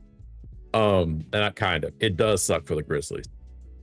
Next year's pick, which when the Grizzlies made the trade, was they were making the trade under a different assumption. But next year's pick, if it falls in the top 5, Oh is no. bumped to 6. Oh no. If Utah's pick that they traded falls in the top 5, so let's say they got the number 1 pick, which would have been Memphis. Memphis would have been singing its praises and dancing, and they will right up until they realize that they at best have the number 6 pick. So next year's draft is going to be really interesting. That said, I don't think Utah is going to have a top 5 pick next year. I think Utah is actually going to try this year coming up. I think Darren Peterson is going to be really good. I think Lowry, if he can stay healthy, will be really good. Oh wait, I'm sorry. Say that again. Do what? Say that again about Lowry. Oh, if he can stay healthy. Yeah. Oh yeah. If he can stay healthy, that's key. Yeah, but what could he be? He could be good. He could be. No. Lowry is an excellent player. He is an excellent player. You gotta understand how many times I'm sitting here. You want to? Okay, so I'll tell you. You told me he was a bum. You told me he was a bum. He was in Chicago. He was a bum. Could not he was a bum. You want to talk? You want to talk about it? Here's why I said he was a bum. He needed. But no, he I'll was use a Lowry bum. as the product. You were talking about Patrick Williams earlier. I I always said Lowry just needs to get out of Chicago. Like Sure. you could watch him play and go, nah, it's there. Yeah. But these dimwits can't figure out how to run the team, because that was during the Jim Boylan. No, That see, was- no, was- but the man, trick it's some is, crackheads. I would sing his praises like early on his run of like Utah, and then this was I like stand. this was petty Ian Oh, getting absolutely. mad because he was a bum in Chicago. So bad. And then I would try and say how much he's improved and everything, and you didn't want to hear it. I don't want to hear none, not at all. Because you would watch him, and No, I you would know. see, I know. It hurts see more. it. You It see hurts far flashes. more. It And hurts it's like, far more oh man, when you see just- flashes of You could like potential every- greatness while he's with your team, and then go. I get it. I know why the pettiness was there, but it's just so funny because I'd be trying to talk about Lowry and he'd be like, "Oh, who?" No. I want to hear. I want to hear. So here I wanna you hear it. saying No. like No. that's probably the first time I've heard out of your mouth that like Yeah. Lowry's Oh. a solid player. Lowry is a great empty stats guy. So the there we go. You just bring it back full circle, you know. And we're back. So yeah, no. Lowry is one of those guys that he was all, you could always see it when he was in Chicago, which pissed us off even more. We also knew that we had a crackhead as a coach. Actually, crackhead would have that might be insulting crackhead. Coach and an ownership and Front this- office, like it was this- all it was all bad. It was basically like the all so Bulls bad. reverted to what the Bulls were before Jordan yeah. was saved them. drafted. Like when Yeah. I'm sorry, when Jordan was drafted, and then before Phil came in. And to be fair, Krause, for all the bullshit that he did later, Krause actually made some really good changes around that time. He made some good moves. Now, Screw that guy. did he screw everything up later? 100%. But I not for know, nothing. Not for nothing. Crumbs did no. Look, all jokes aside, Crumbs did pretty. Like he put the Bulls together. Initial, Did he it was break an them up? initial Did he break push. them up? Yes, he also broke them Well, up. his yes. ego, he needed to Yeah, he needed to leave his Lot of ego out the door. There's a lot of egos in there. Because I can't even knock him too much. But again, it's like you got to know where your role is. You know what I mean? It's dude, just take your flowers, man. You put this team together. Now your ego's stepping in because yeah, you put this team together, you have the best player in the NBA Of all still time. yet to be dethroned. Yes. Let's just call it 100. True GOAT. And that because you think that it was all you. Get out of here. Get out of here. Jared, Get out of here. But Jared, players don't win championships. Organizations. I know he said do. it. I know he said it. Again, like I said, I don't forget the sins later down the road. Yeah. But to be fair, again, you talk about and so when you look at the Bulls, probably here, especially right now, it just seems like they can't catch a break. Like, well, we'll get to let's say as far as Lowry, we can do later. Lowry Lowry's he's blossomed. good. He is a bit of an empty stats guy. He can be. All right, Lowry will have 30 and 15, and you're like, and you lost by 25. But that's what I'm talking about with MPJ. It's like it's kind of a similar kind of thing where it's like they need somebody. They need somebody else who's just take it over. I'm interested to see how they do this upcoming year when they're trying to win. All right. Okay. So I think we've talked about. We have one more. I know we forgot one. Okay. We forgot the Minneapolis Lakers. Well, that's what I was leading to. Okay. That's what I was leading to here because so like the Lakers kind of interesting because when you look at it from a trade perspective, their moves have actually been rather light because like their big move, it was a sign and trade with Walker Kessler. But then later down, I mean, obviously, okay, so let's talk about the Lakers first. We'll talk about some of the the actual trade side of it, but let's talk about the Lakers for a second. Let's look at this team here right now because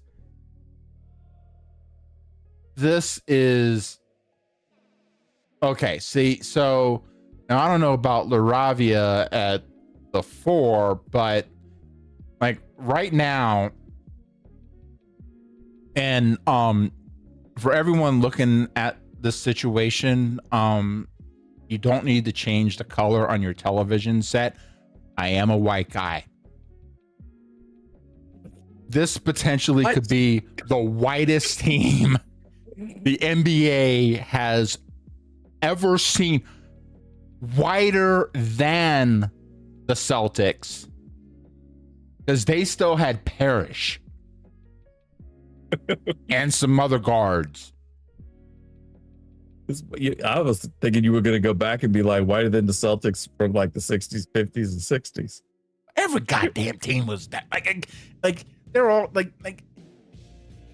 That's why I call them the Minneapolis Lakers. Will came in. I keep saying the Minneapolis Lakers. I know. That's the last time I like the credit scorers too. That's probably one of my favorites. I like that one. Ladies and gentlemen, let's put color aside here. Let's talk about basketball.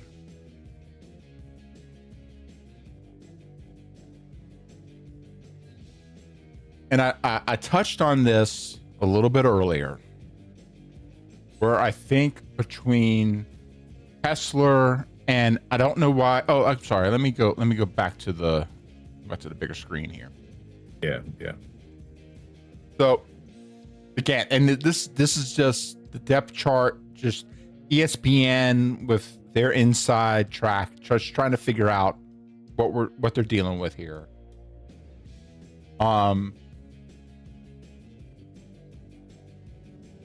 Yeah, as far as like the starting lineup, the only black guy is Quinn and Grimes. I don't like as much as we're joking about that. It really doesn't. But like the color that's not the trick. It's more of the.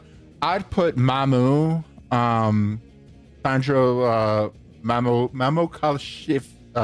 I got this earlier. I looked at it. Mamu Kalashivli. I would actually put him at the starting 4. He's a solid rebounding stretch 4. And then you have Kessler, who's also a solid rebounder.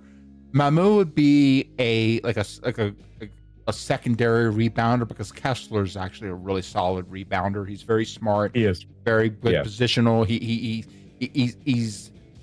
rebounds and block shots. That's what Kessler is. It's he's big, but like it's again, you look at like where the stats don't tell the whole story. He's smart with his rebounding.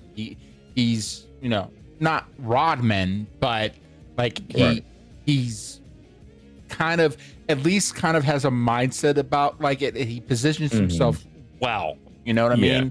Yeah. Got his fundamentals like probably closer to like a Tim Duncan type of rebounder, like in the sense that like he seems to be in the right spot. He seems to try and be in the right position, right? He does.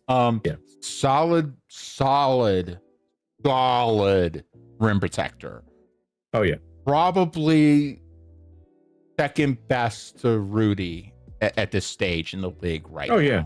And he's young. He's like 24. He is 24, very young kid.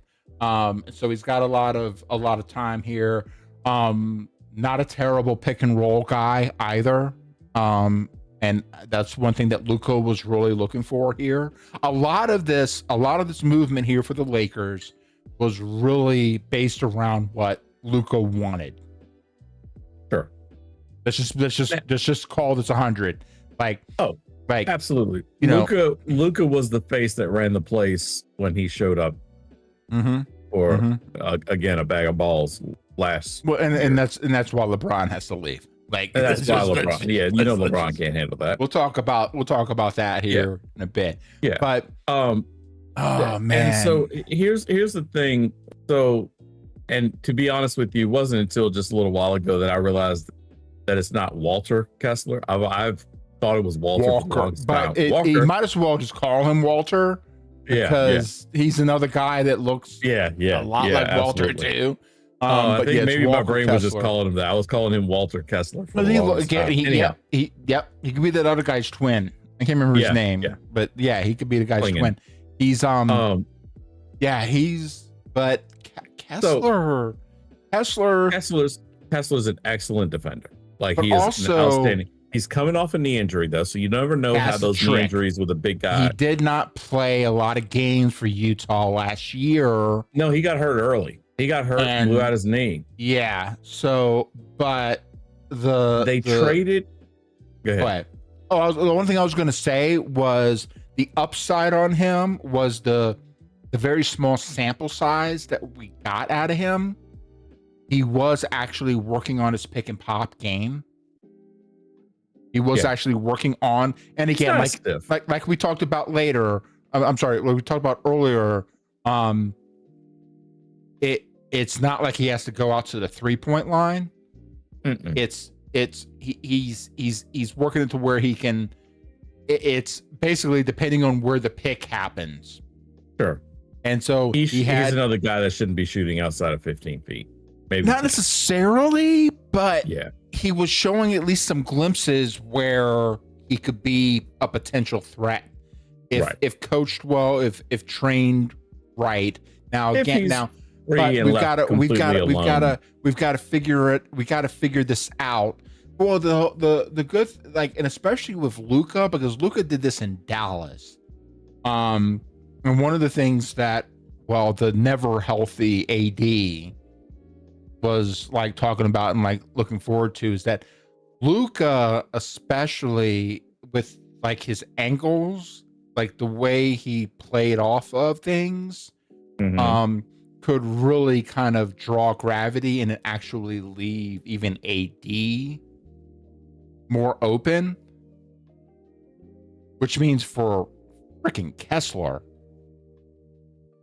he's going to have more potential to get more open shots because Luka or Austin are going to be able to draw more gravity away from Kessler in an offensive set.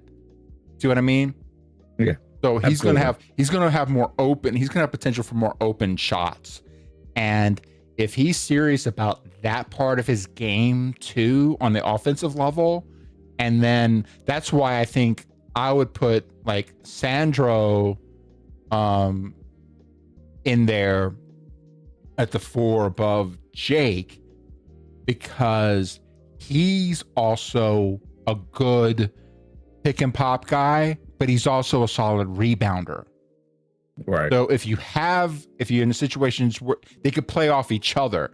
So if you have Kessler setting up in a pick and pop situation, Sandro's in a better guy to go in and grab a rebound offensively. Right. But then, or you could switch it. The two of them could be like a good matchup for each other. The big trick and reason why, like, okay, Jake's really, Larivier is more of a natural small forward.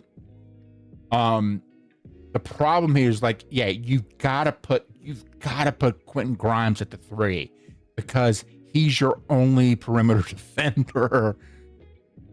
He's your only, like, Reeves, like we talked about this a little bit pre-stream. And it's not that Reeves doesn't have any effort there. He's just not very good. Okay, what did I say? He's inching himself just out of being a liability. Mm-hmm. You know what I mean? Yeah. But you don't want him to be your. You don't want him to be your at point like Quentin Grimes. Also, Quentin Grimes, his best defensive capabilities is like attacking a ball handler. So if you have like a high usage wing or guard, then he's a good guy to put on them. See what I mean? You see what I mean? Like, yeah, that's where he shines. But he's in me saying he's their best defensive. Who's more? Well, he's offensive. He's an offensive guy, but he's there. But I'm talking about defensive. I'm talking about defense, like their defensive guys, like the defensive side. It's a problem. Jared Vanderbilt is a good defender. He's another guy that he's solid and he can switch up. But he's always. Then of course you have Bronny as well. He's Bronny's still there. Well, there we go. I mean, he's the heir apparent. Right. Absolutely. I mean, there we go. Prince James. He's got we have the next next line to the quasi pandemic king. As much as I want to make fun of Bronny, I actually feel kind of bad for him. I mean, not too bad because he's gonna make, he for a non-NBA career that he never really has probably not earned. Dude, grew up rich. Will make more money than anybody listening to this stream is ever gonna make, even being a bum in the NBA. However, like the human being part of it, I do feel sort of bad for him because no one likes being exposed. Like nobody. I don't really care who you are, what you are. Like you don't like being left by yourself and exposed. And boy, by himself and exposed. 100%. I mean, that I think it's we got to think about one, the genetics just didn't really work out on like Jordan's offspring that way. And to be fair, that was probably the best thing that could have happened for those kids. Sure. You know what I mean? Absolutely. We see like with Pippen Jr. Like he's not a bum in the NBA. No, actually, Pippen Jr. is actually pretty good. I think the biggest problem, small. That's a trick, and I think that's also another issue. So it's hard when like your dad comes in and like is 6'9", 230 like at 18 coming into the league, and then he found himself a shorty. Yeah. Like, what are you gonna do? Like it's hard. It's and the genetic side is a gamble. Like, to be funny, like oddly enough, like, so like Jeremy Grant was a little bit smaller than like either his father or his uncle, right? Yeah. Boozer's kid is actually pretty damn close to. He's about Boozer's size. About there, just He might maybe be a little tall. No, not taller. He's about. I think he's listed at like 6'8". Yeah. Which again, like the listing 6'10" shifted. shoes. And then he's like, I think it may be a little bit lighter, but he's freaking a baby, so just let him grow, right? It's kind of funny like how some of those kids, like he's like the one kid like out of like the second generation types, you know what I mean? Where it's like, oh damn, dude, you actually really oh, do you know about the story with Cameron, right? Oh, why he was born? Mm-hmm. Him and his twin. And he has a twin. Yeah, and but his older brother, it was to save him. It's sickle cell, and Carlos and his wife had like a whole thing where they really, and it was a whole like a genetic, like they were working with doctors to get like the genetics right and everything else. So it's kind of for me, it's like, you know what, man, go get yours, dude. Like, like, no. Cameron's a totally different.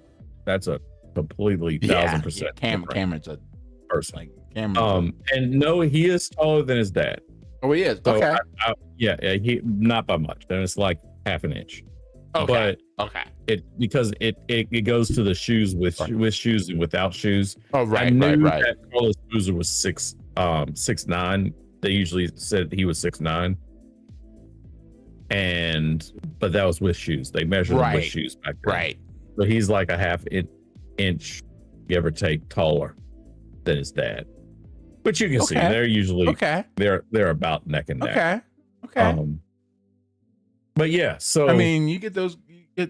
You anyway. I'm sorry. We got. I don't even know where we're. I was gonna say we are way off topic right now, but that happens. That happens. Yeah. No, that's all. It's all good.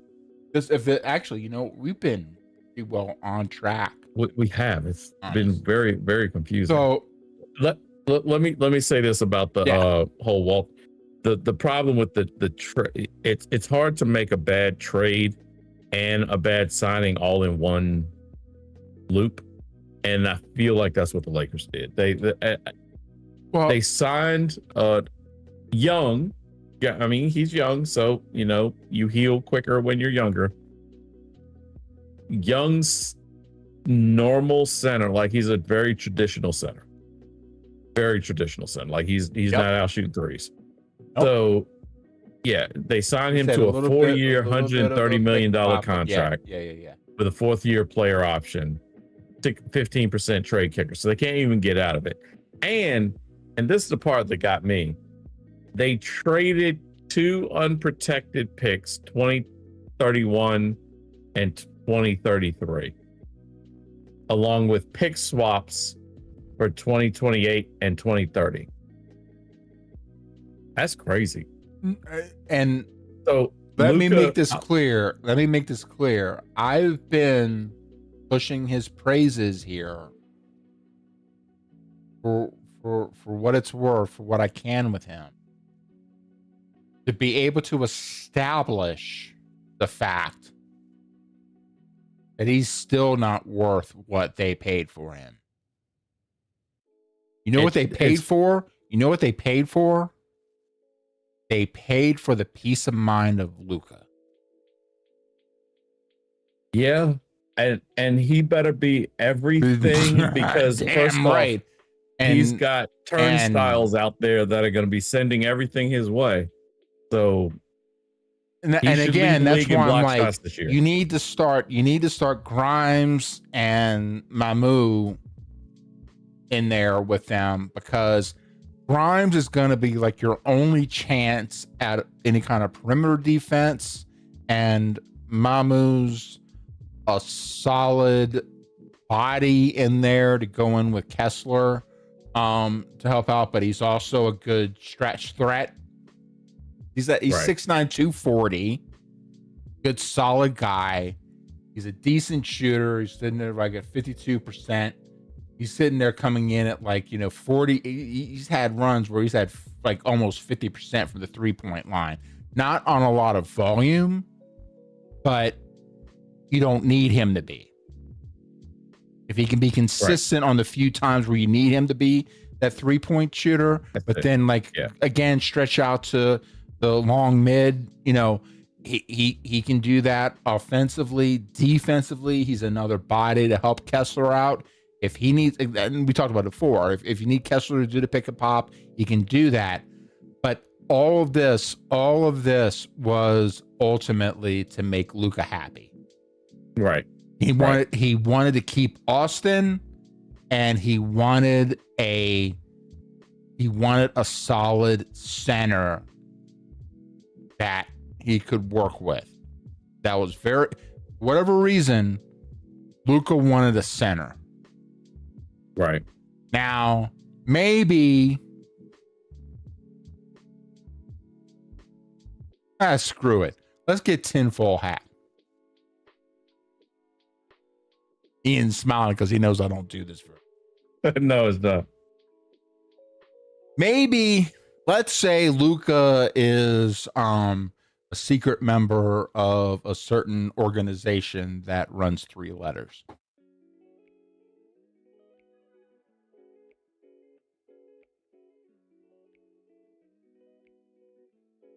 With this whole cream team saying that, I want a center. Why does why okay, Luka, I'm sorry, why are you saying you don't want a big?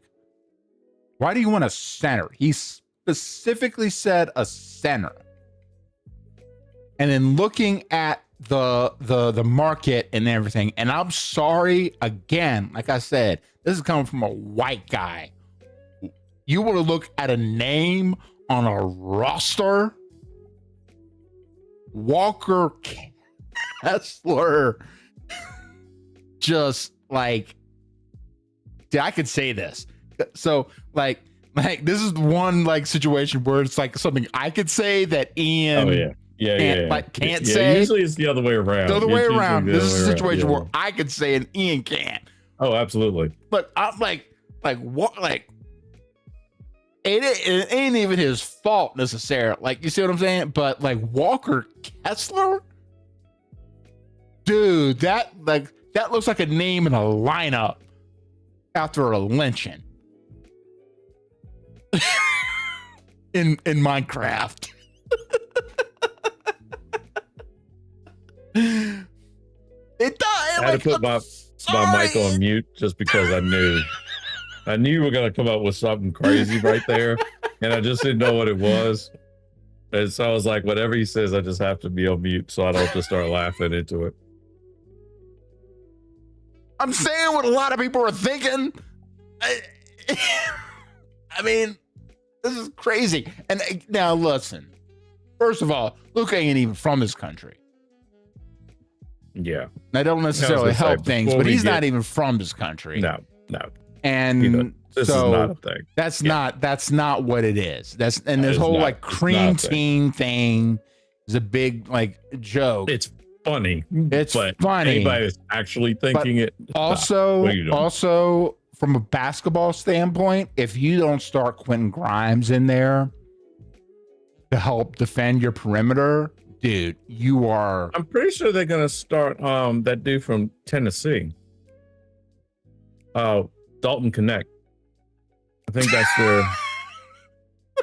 who they were starting. That was the last I heard. Yeah.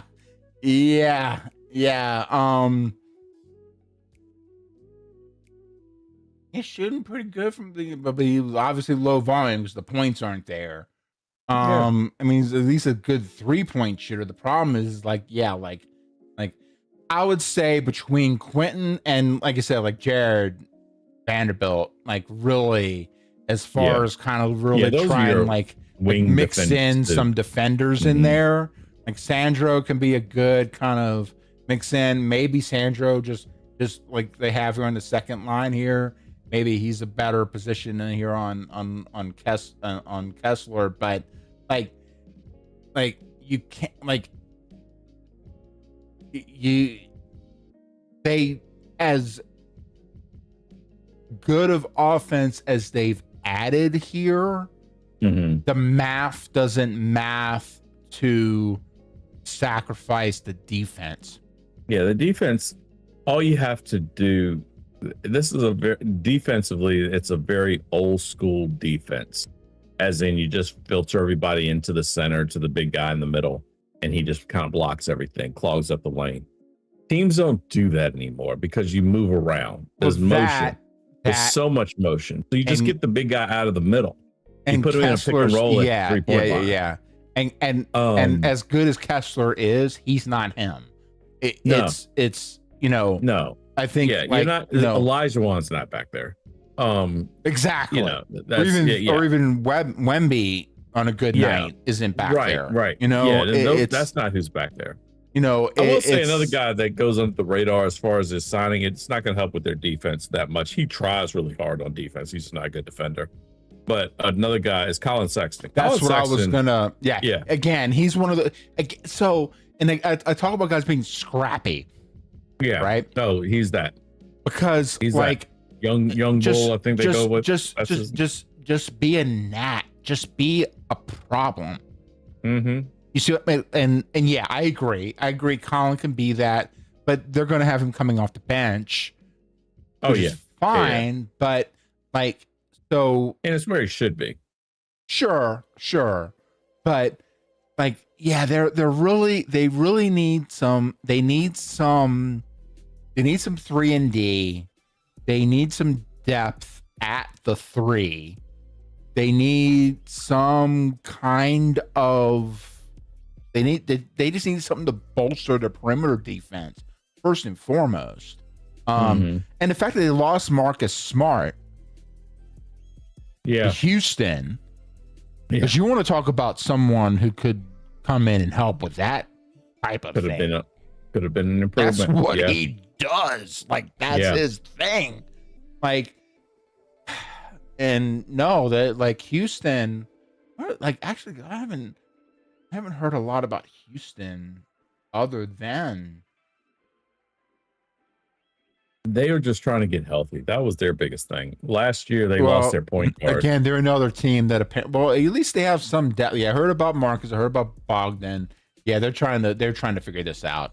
They have Amin Thompson, who again is one of those he's someone who needs a star. He's someone who needs somebody to just take over the team because he's a fill-in. He'll do a lot of all everything. The other. Yeah. But he needs a star. He needs somebody that'll come in and take over the team and just like, hey man, let me help you get better, because he's a very good guy at that. For sure. But there's no way he's gonna be a starting him as far as ESPN goes. Got like a bunch of wings apparently. Marcus Smart, Marcus Smart can play like defensively. As small as he is, Marcus can play. Oh yeah, defensively almost against everybody. Like almost, especially small centers. Yeah, depending on the. I was gonna say, like you wouldn't put him against Wemby, but no. But even like slower centers, he is strong. Like pound for pound, he's probably the strongest guy in the league. Like he's ridiculous. Like you can't move him. So So okay. It's time to speak about the gorilla in the room. I don't mean that like, but you know the saying, the gorilla, the elephant, the gorilla. It's I don't know, man. Where you going with this? I was already talking about a bunch of the. No, just stop wherever it is. No, I was already we're making gonna fun of keep it the- moving. Keep it moving. Keep it No, moving. like, No. but what do they call it? It's like they say it's like the 400-pound gorilla in the room, Yeah, or the yeah, elephant in the room, or whatever. Yeah. But because of a certain but the reason why I was slipping on because of a certain biological imperative that I've been holding on to for a lot longer than I should. Understood. We're We're gonna take a break. quick little break, and then we're gonna talk about where a certain Mr. LeBron James might end up. Because good God, Jameson can't talk about the NBA without talking about the wannabe king. And he will make sure of it every time. And he's gonna drag this out so freaking long. I got my first question when we come off break. I got my first question loaded, ready to go for you. Look forward to that. Being a pro. I've got it all set up. But this is gonna work, and we will be right back.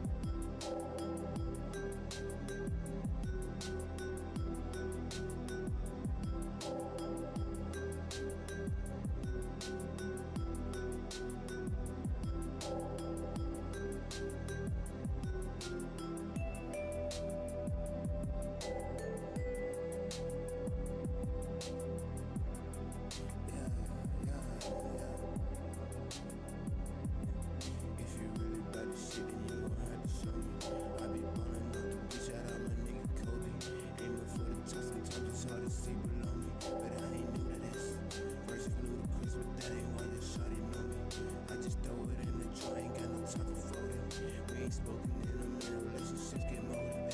Now my bank is full of ones and knows like it was coded. So my dick, all you haters blow me. I hit it quick, now she think she know me. I gave my bro a lick, now he think he own me. Nah, we straight. Everybody eat when we laughing to the pain. Everybody cheat, that's an aspect of this game.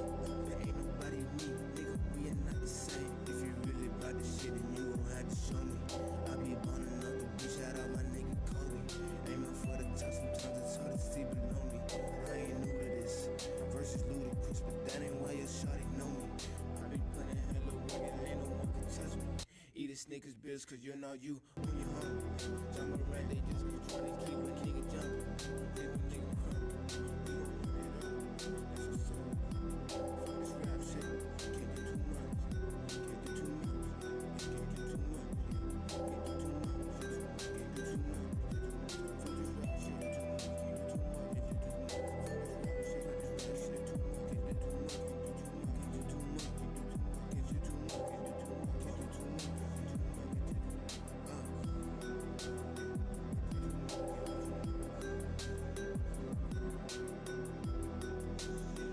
much.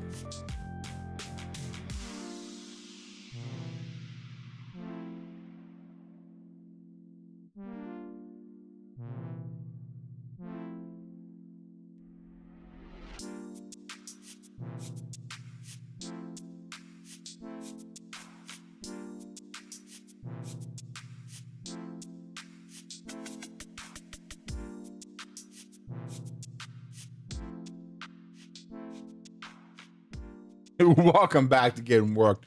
Apologize for the long pause there. Ian and I were trying to figure out some technical stuff on the back end. But even though it hasn't been quite decided yet, we still got to talk about a certain individual who thinks a lot of themselves, I would say. He does. And you know what? Let me help. Let me jump in right here. Yep. I am normally the one to make fun of this guy as often as possible. He deserves every minute. But he's also earned what he gets to do this summer. Summer. Yeah. He's earned the. Now, has he done it a bunch? Yes. Does he love the spotlight? Yes. This is also probably his last spotlight. So if there was ever a time to drag it out, to make all eyes on me, one last time. So I told you right after we went to break that I had a question. You did. Do you think there will be an announcement? Of what announcement? I'm taking my talents to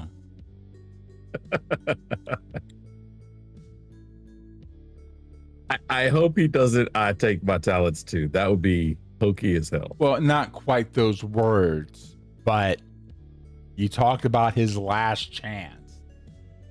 And even remember, that was in 2010 Yeah. when he did that. That Not was so long one, ago. not two, not three, not nothing.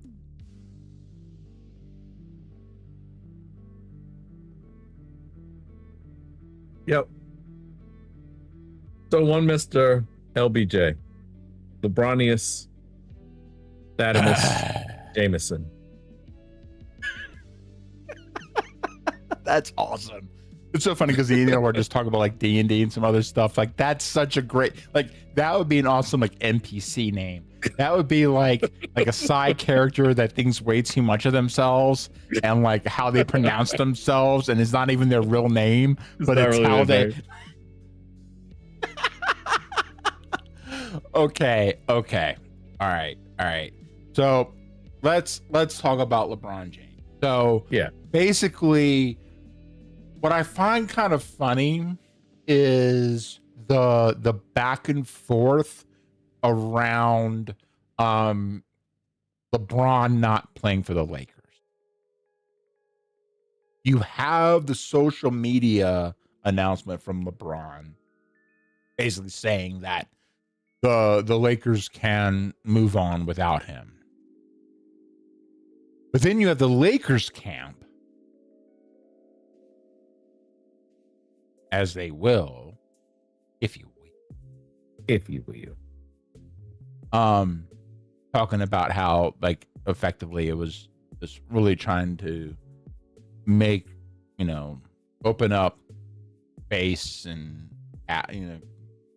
salary cap and all this stuff, blah, blah, blah, blah, blah. So the two of them have their own, stories going on. Sure. So It's called saving face. The truth is somewhere in the middle, and then it's kind of trying to figure out where it is from there, right? One interesting thing is that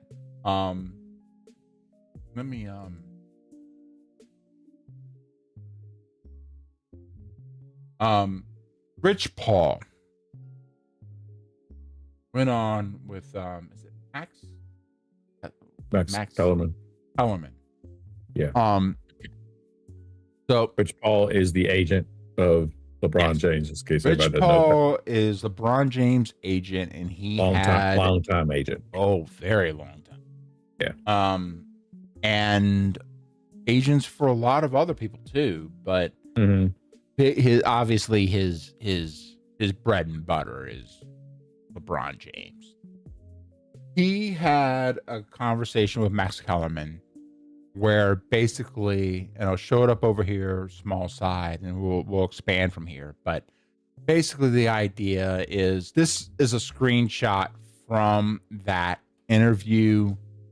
I blew it up so that I can get as much of the whiteboard as I could.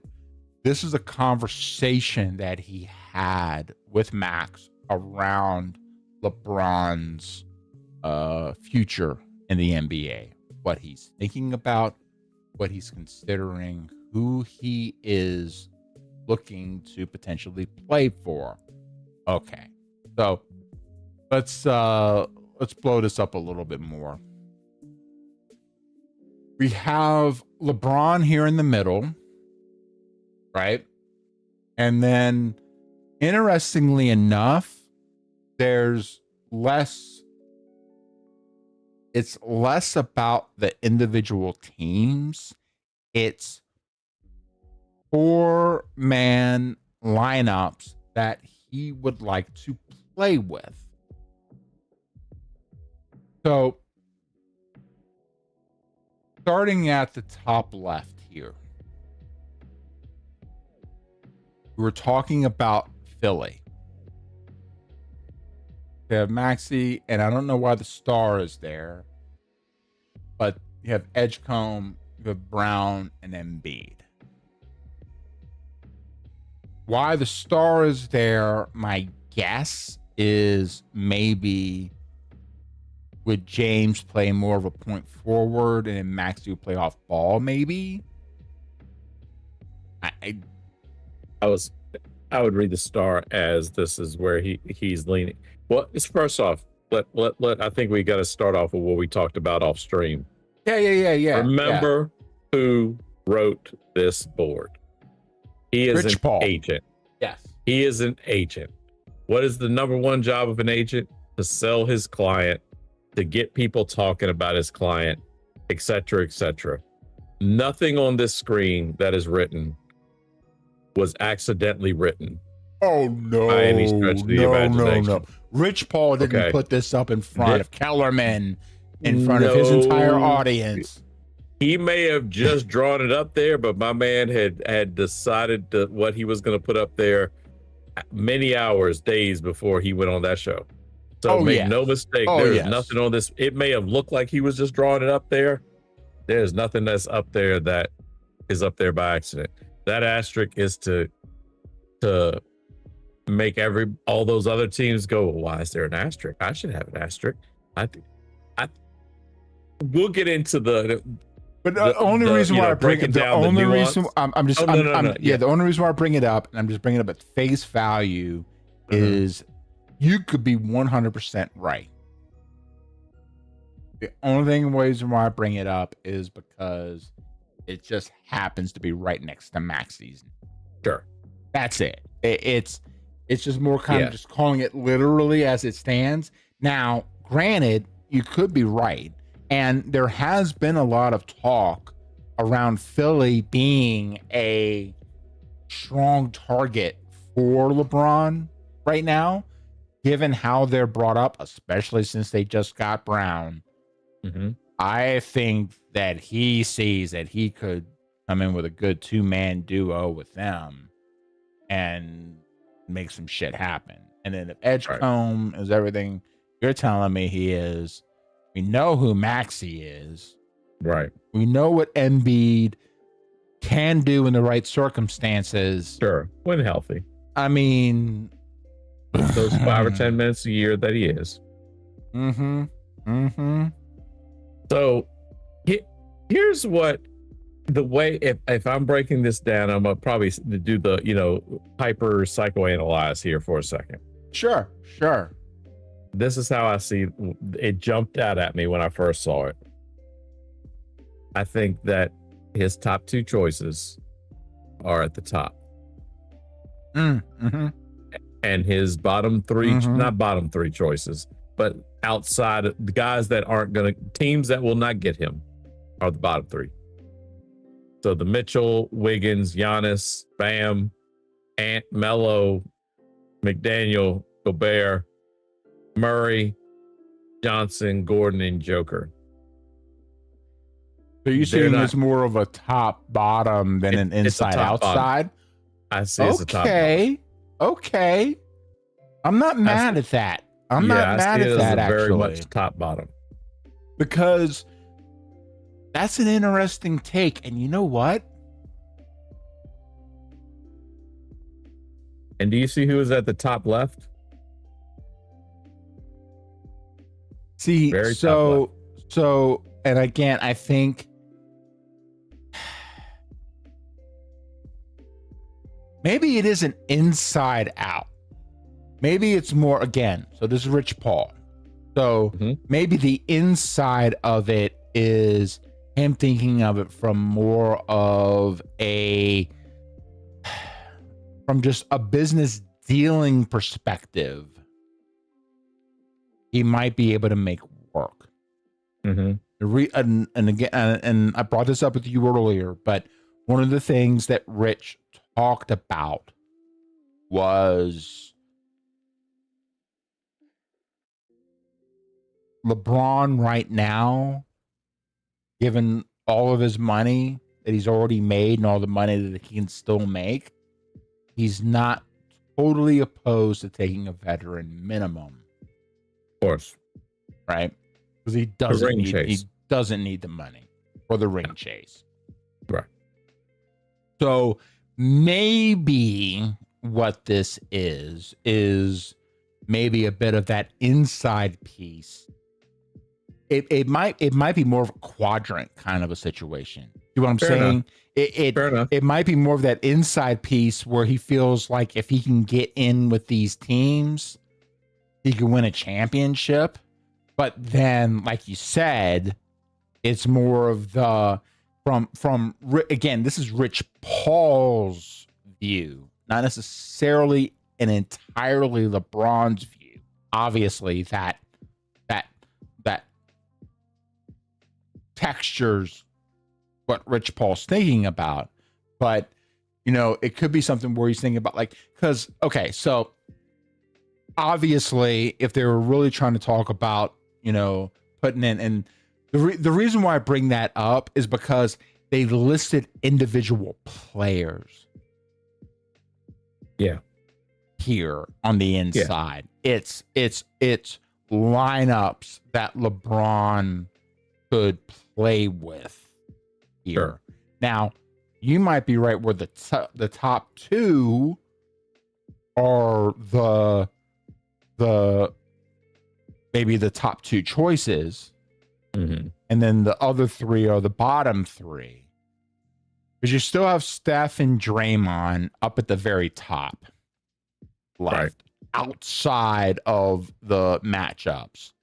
And the big thing is there's been some talk around, and I don't know why, I still can't figure it out, but for whatever reason, LeBron wants to play with AD.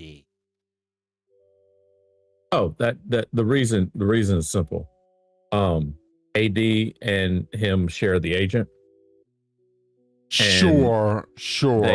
They want AD to get his extension, his contract extension. That's what that is. So the reason that AD doesn't want to play in Washington, now he'll say it's because he wants to be a winning program, et cetera, et cetera. The reason he doesn't want to play there is because they said they weren't going to extend him. So let me. Bowie 1372 said, Maine, we're talking about a 42-year-old overrated player as if he was 25. I'm sick of Braun. 1372. I'm sorry, it's going to come out because I I clicked on it too many times. I'm sorry, it's just going to keep doing It's all right. I'm sick of Braun. New feature, but James you know Bowie what? 1372 The other thing is I get love different that it's gonna say voices. it 4 times. I have different It is different voices. voices. That's awesome. I have various different voices. So then, even if I have the ideas, if I click on different Comes ones, from different but, ways. Yeah. So Yeah, you're dude, not wrong. you're not. You were And not wrong. understand that we're not talking about it from the perspective of that we agree with either the league or ESPN or Fox Sports or everybody else that for glazing, all the it's glazing, as the it's kids would say. it's almost 1 a.m. on Mountain Time. Let me lay it out for you. Ian knows I'm tired of everybody licking LeBron's taint Yeah. as well. You're It's- not that's and you called it in one, dude. You nailed it in one. 100%. But The glazing is amazing. It's here's the trick. I'm looking from it more from the perspective of he is going to land somewhere. He is going to be a body on a starting lineup somewhere. So then what does that mean for the league? What does that mean for the matchups? What does that mean for how like the hype is one thing, but LeBron, I'll give him and look, Ian just gave the closest thing to giving LeBron flowers as he's ever gonna give. And I see that as a very fair take. But he is going to end up somewhere. Yeah. At least for one more year. If not two. If not three. I'm not one, not two, not not three. Okay. The trick is my concern is okay, where's he gonna go? But then where is he likely to go? What can Rich Paul actually make happen? And then two, is he actually going to be a benefit or a detriment to that team? Because a lot of that's just going to depend on just lineup and just roster and just like synergy. You know what I mean? Because it's not that LeBron can't do anything. No. But he definitely can't do everything now. Well, he's not that guy anymore. Not even close. It's which is one of the things I want to eventually get to as well. We maybe not jump to it quite yet, but if he just is a ring chaser, does the ring count the same? Let's say he goes and glams on to the Spurs. Since the Spurs are written there, I'm gonna start knocking teams off of this list. Is what it kind of comes down to. We're gonna get you, James. I see your comment. I agree, but we're gonna keep the flow. Ian, you keep going, man. You're on it. So we'll start with the Spurs. If he goes and glams on to Wemby and tries to win a championship with the Spurs, whose championship is that? The knock on Kobe has always been, well, Kobe has 5, but those first 2 or 3, Kobe was number 2. He wasn't the one. It was Shaq's team. That was always the knock on Kobe. All the LeBron fans would say that. They trumpet that as much as, well, the number doesn't count because Kobe, he was with Shaq and Shaq was the better player. Shaq was 1 to Kobe's 2. If LeBron glams onto a team like the Spurs, just to try to get his 5th, sometimes depending on who you're talking to, 4th ring. Did the bubble count? I don't know. Anyhow, is it the same? Does it count the same as that other guy from Chicago's who got 6 and was the man every time? So I don't think so. Okay. I think here's the trick. Here's the trick. I think it affects his legacy. And So LeBron, here's wherever my he goes, wants to be here's in my argument. Here's my argument about Kobe. there. Mhm. We talk about Shaq, because Kobe went on to win championships without Shaq. Mhm. You know what's an interesting stat?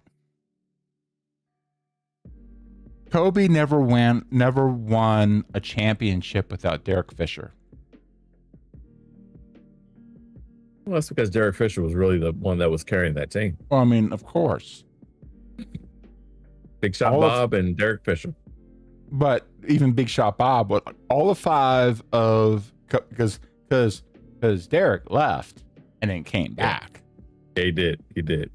All of Derek left five and won a title, if I remember correctly. all of five Kobe championships were with Derek Fisher. Yep. So let's keep it 100, because you gotta understand that Mr. Bean Kobe Bean, R.I.P. was a 18-year-old rookie. Now, granted, he played in Europe and got a lot more experience than another 18-year-old would have. But For he the was time period. 18 For the time years period. old when he got on with the Lakers. And yeah, sure. You know what? But here's a trick. How much easier was it for Shaq to get those championships with Kobe? Right? How much did he struggle in Orlando? It wasn't all Shaq. Oh, yeah. Yeah. And you No, can argue a lot of it was Phil being Phil, and Phil was pulling the right mean, strings, pressing the right buttons, whatever version of that you want to go with. No, for sure. Okay, so Ian and I are, if anything we're good at is going off on tangents, but I can't let a truth not get told when I see it in my face. But yeah, so LeBron, the knock on Kobe again, and I'm talking from the versions of the fans of the LeBron, arguments for LeBron was always like, oh well, like- LeBron's better than Kobe because of da da da da da. Okay, if we're going with that logic, careful Yeah. when you start Yeah. doing these things. exactly Because if he goes to, let's look at the team. So if he went to the Spurs, he's not the best player. Period. Like I'm not positive he's the second best. So, but which is he's probably why the definitely- Spurs he's are on the definitely not the outside. It's he wants to find some place where he could potentially win, and then also solidify his wants five. his legacy. Yeah. You know, So- it's If he went to Philly, he could still be seen as the best player. He's not the best player on the court, but he could still be seen as the best player. Like Maxi's better than him now. Brown is definitely better than him now. we could be the now. star, right? Yeah, and yeah, I think yeah, that's yeah. the trick. It's If he went back to Cleveland, he's the best player. He's their best player. If not on the court, definitely in stature. But to be fair, again, looking like what he's looking at from that lineup, even if maybe he would be the better player, you've got like with Mitchell, Harden, Mobley, and Allen there. You've got again. Now the trick is, can you make it work and still maintain that lineup? Now the fact that this was coming from Rich Paul, my assumption is that he's thinking that they can, right? Sure. Or Yeah. is it just him representing LeBron's like who he wants to play with. But Yeah, Mitchell is not terrible, and you know what? With that four there, LeBron, like Mitchell and Harden, like Harden's a good ball handler. Mitchell's not terrible, but he's not a good point guard. Mitchell's your scorer. Mitchell's gonna do you heavy lifting. Yeah. And then Mobley at the four, he and plays your Allen, Kyrie. Yeah, He plays your version of Kyrie. yeah. Harden, I mean, if he can stay out of a strip club long enough, he will. He's not. Yeah, I There's a reason wonder if Harden might actually show up just because of the shine off of LeBron. I think sometimes there are certain players, people, not even the players. Yeah. There's some players. What's the old adage? Maya Angelou is one of my favorite quotes that she has.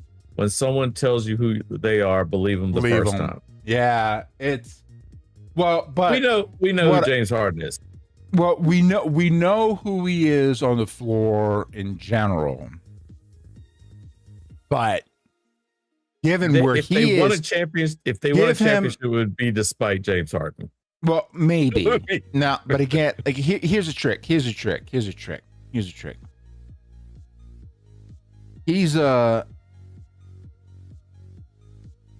petty bitch. I think that especially if he could do it and put a thorn in something between Durant and Westbrook, but also because Harden don't have too many years left either. No. Right? No. So I think if he can get shine off LeBron, I think he's going to do everything he can to be the number two. Well, he would be playing almost like your point guard because Mitchell is your scorer. So even though Mitchell's shorter, sure. Harden's always like Harden's Harden's a pretty better, decent facilitator. Yes, he is. Yeah, he is. Yeah. Mobley, between him and James, and actually between him and James, that could be a pretty interesting dynamic because they can, like between the two of them, be main facilitator, secondary facilitator, depending on the play and depending on what's going on. Neither of them are young. Neither of them. I mean, LeBron, like James was saying, LeBron is 95 years old with a walker. So, sorry, I'm putting words in James' mouth. He didn't say it. But that's what I said. I said that. What was he saying? I thought he said he didn't like Cleveland. I'll pull it up. Let me do it right this time. I messed you up the first time. James Bowie 1372 said, I thought he said he didn't like Cleveland, remember? So why the fans would accept him thinking face? He's not wrong. You know, he's not wrong. Because it's a good story. Okay, well, that's right. Let's not forget that LeBron is trying to release Last Dance-esque. He so wants to be Michael. So. Anyhow, he come on with something of your own there, buddy. So he's trying to tell a story, and if this is the last chapter of his story, I think Hollywood. He's been out there for a while, so he's thinking Hollywood. What's a story that everybody always loves? You went back home. Granted, it'd be a trilogy, but you went back home. Home is the only place that tends to accept you, no matter what. Like you can all, there's the saying, you can always go home, and the other saying is that you can never go home again. It just depends. Yeah. Depends on what it is. In this case, he could go home again. Like they may hate him, but they love him. Like it's their guy. He would go home. Now I'll follow that same logic though, talking about a place that he left with less than the best of terms. I think we can knock one of those teams off of the list for that very reason. And that team would be the one in the bottom left, starting with a different Mitchell, who no one knows who that is, and a Wiggins, and a Giannis, and a Bam, because the president of basketball operations in Miami has a good memory. And you want to talk about a petty bitch. Oh, dude. And I say that with nothing but admiration, to be perfectly honest. I actually really, that is nothing but admiration. You want to talk about somebody that just like history. Pat Riley remembers everything that LeBron said and did on his way out. This guy is an institution. Yes. Now, I do not know that Miami will want him back. They may have wrote their names up there, but I think that's the only writing of the name. But again, that's why Pat Riley hasn't written his name up there with a red marker. That's why it's not on the. That's why it's on the outside. I really read the outside as just kind of, maybe, but not I think that's where I look at the names where they have the actual, not even that they don't have the team names listed. It's players. It's the players, 4 players where he thinks he could slot in. Yeah. Now, I agree that Miami, Miami would be a problem. But I think he'd have to work too hard in Miami too. Let's take the politics of it all out. Put LeBron on that team. Are they winning a championship? No. Right. If LeBron is 10 years younger, maybe. And even then, I say maybe because that team has a lot of holes. I'm not sure they have 10 players on their team right now. So even if you pull some guys off the scrap heap, which is where they're going to be pulling them from. But see, here's the other thing too.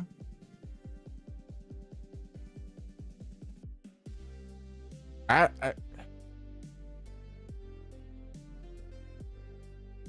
really Philly,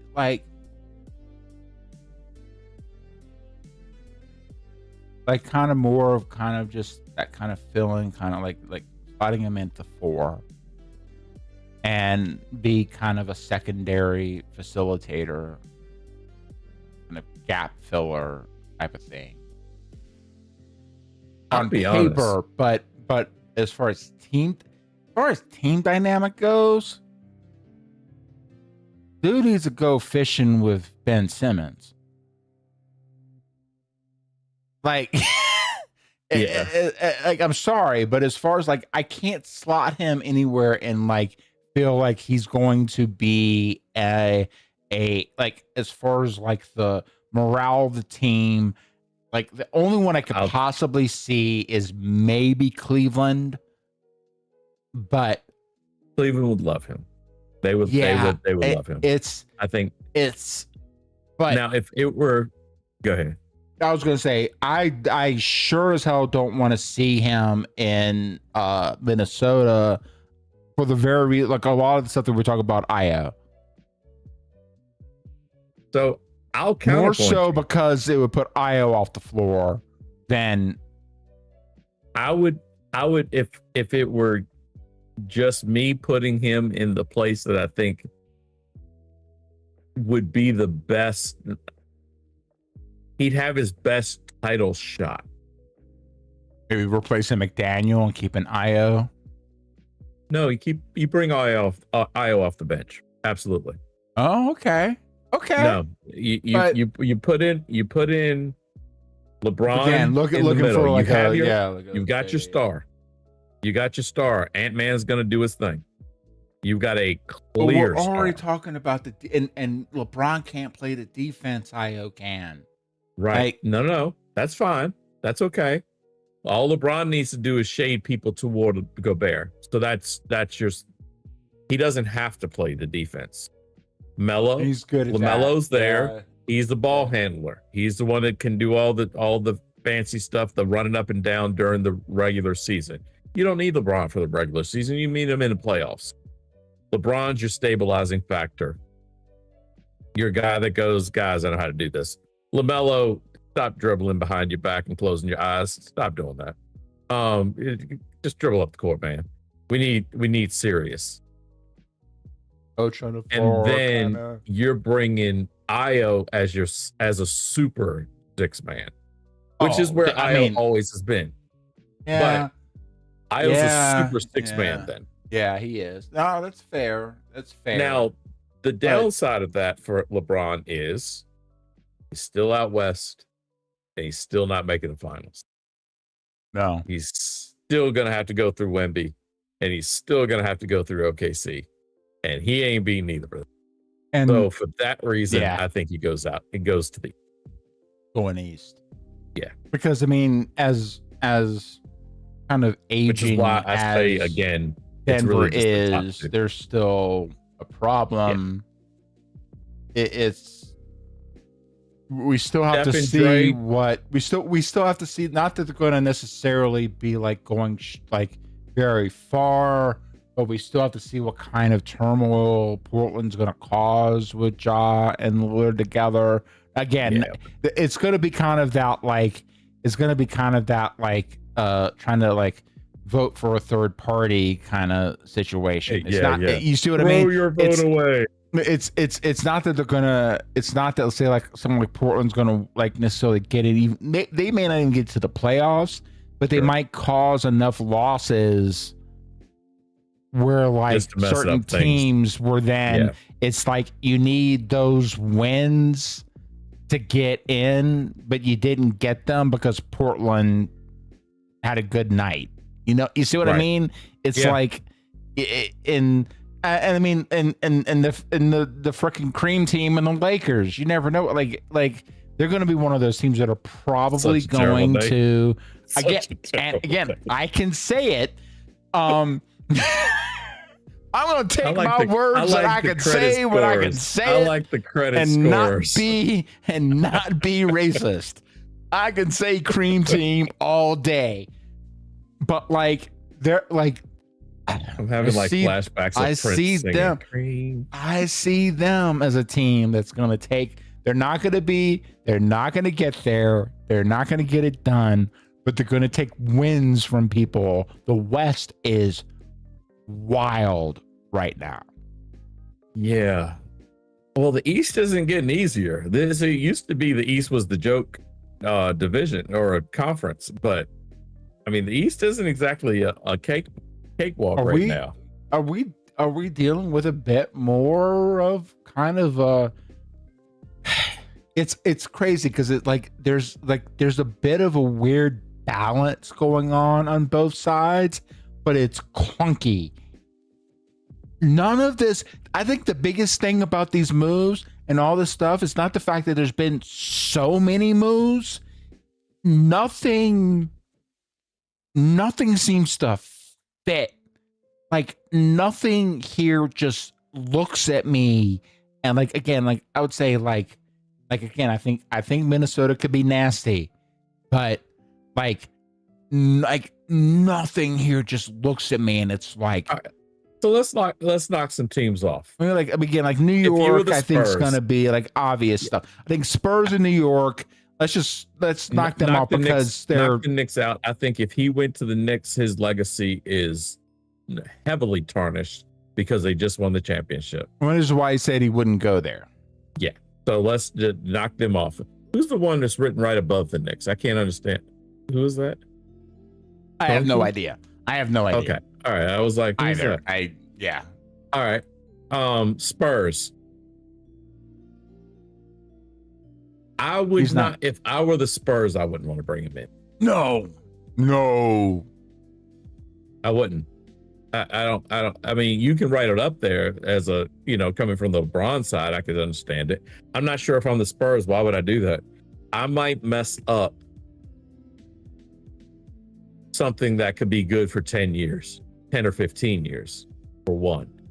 The coach and I'm not sure I want to do that. The coach would never No, that's not a Spurs. We No. need the spot. This type of thing. He No. bring Kawhi back first. Sure, which wouldn't be good either. But sure, But- yes. but you see what I mean, I agree like, with you. No, yeah. I'm with you. I Yeah. think that's a terrible idea. So I would knock them out Yep. as well. Yep. No Garland. Why no Garland? What is What was it? that team? It was because they Queens? what was that team? Because they traded Garland. They What was the traded team? Garland. What was the team that traded Garland? I'm blanking. Garland is out in LA, but the other LA. The Clippers. He's with the Clippers. He's now. with the Clippers He- now, but he- where did he get moved from? from Cleveland. So I think what it's saying is like, I think they're saying- okay, yes, I remember now. No Garland minus. That was a knock. Yeah, that was a knock against Cleveland because he likes Garland and they got rid Who's of Garland. Wings? I don't know. Wiggins, maybe. I don't know. I don't know. Then it's Dan Grant. Yeah, some of this is just bad handwriting. Sure. But I mean, So but whatever. But like, all right. So I think Cleveland's a possibility. Philly's a possibility. And I think the Steph and Draymond and the Warriors thing, I think that was great TV. I think he was really thinking about it. I think for whatever, again, they would I think that there was enough If you talk, started there was the enough season- story pushed out there where, and I don't know why. I still don't know why. You can tell me. You've told me again. You've told me before.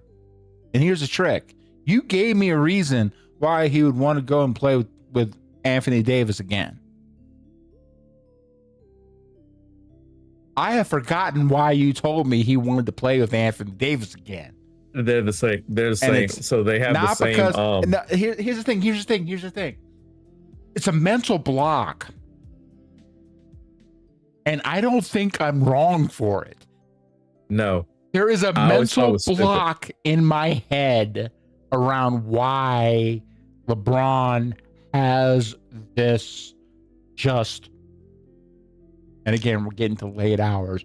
LeBron has this hard on for AD that I just cannot figure out.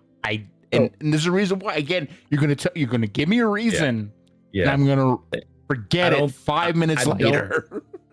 The only reason they're connected, the real reason. Now they may come up with some. Oh, other the agent, reason. the agent Is the agent. thing. Okay, That's yeah, I why. don't care about that. Again, That's why. I'm looking at the basketball That's on the it. floor. That's why I No. forget. So That's it. there we go. That is it. Every single time, the whole Golden State was going to trade. And if I was Golden State, I'd have been like, "Yeah, no, we're good. We're so good at that part."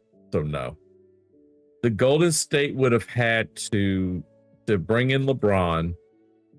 They would have had to trade for, or rumor has it, they would have had to go and trade for Anthony Davis to bring him from Washington. right. The only way they could do that would be get rid of Jimmy Butler, who's Right. hurt this year for the most part this year, because both of them make about the same money, so you could trade them almost one for one, practically one for one.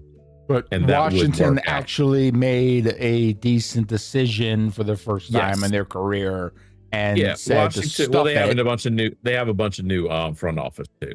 Yeah. So Yeah. Okay, that's right. yeah, That's so right. Washington was not, like, not that I have any hope, but sure, you know, yeah, but former Washington- kind of sort of Bullets / Wizards fan here, yeah.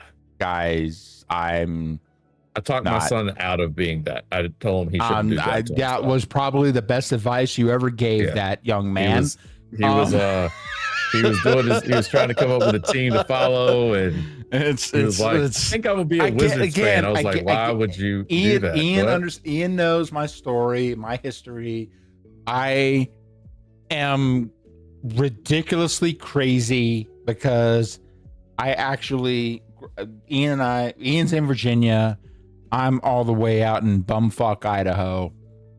But up until 2012, I was in Virginia as well. Grew up, born in Virginia, and Washington, D.C. was the closest city with professional sports teams. My father was at the time, Washington Redskins fan. So that also kind of led me there. I don't know. Shut up. I'm giving the heartfelt story about my history here. You can leave your comments. You leave your comments to the self. No, dude. Let's see now. Yeah. I know. See, I known you long enough to where I know what your stretches look like. But hey, he's a Giants fan. I can't cure him of the disease. I try, but. So I grew up with some weird, just kind of thing where it was like, let me root for the teams that are close to me, around me, that I could potentially actually maybe go to, because my poor ass family sure as hell wasn't going to be able to go to any place out of state. So DC was just close enough where I might be able to get to a game, maybe watch them lose. But I got there. You know, that was a trick. Yeah. So DC, unfortunately, has become one of those teams where players go to die. Yeah. I think that's probably what AD wanted out of there. Yeah, sure. The claim is he wants out of there because of that. Here's the real reason. AD wants out of there because they're not going to offer him an extension of $250 million. Nope. And they shouldn't. No, I wouldn't offer that man. Team no. Should. Nobody should be offering AD. Him and LeBron should take their talents off the coast of Brazil going fishing. That's where both of them need to go, along with Kyrie. You know what? Ben Simmons can teach them all to fish. Just get them all up in the boat. Kyrie gonna be the little small guy. Huh? Ben Simmons is coming back to play in the league, man. Listen, man. Hey, listen. Ben Simmons' best route from a professional standpoint. Listen, you're talking about someone who's worked for a top 50 company in the U.S. All right. The best financial business move I can tell Ben Simmons right now is to be a professional fishing trainer for all of the members of the teams that end up on the boats going fishing. Because it's so funny to me that on the TNT side, like in the TNT, like stuff with Shaq and Barkley and all Ernie and all those guys, where they'd have the joke about the teams are going fishing. Yeah. Oh, right? Absolutely. Ben Simmons can't get a job in the league. And what does he do? He buys a professional fishing team and goes fishing on purpose. Yeah. On purpose. Now, I grant he's from Australia. Fishing's really big. Like, I mean, look. If I could make somebody as a professional fisher, hey, shit, he won a title. He won a title finally.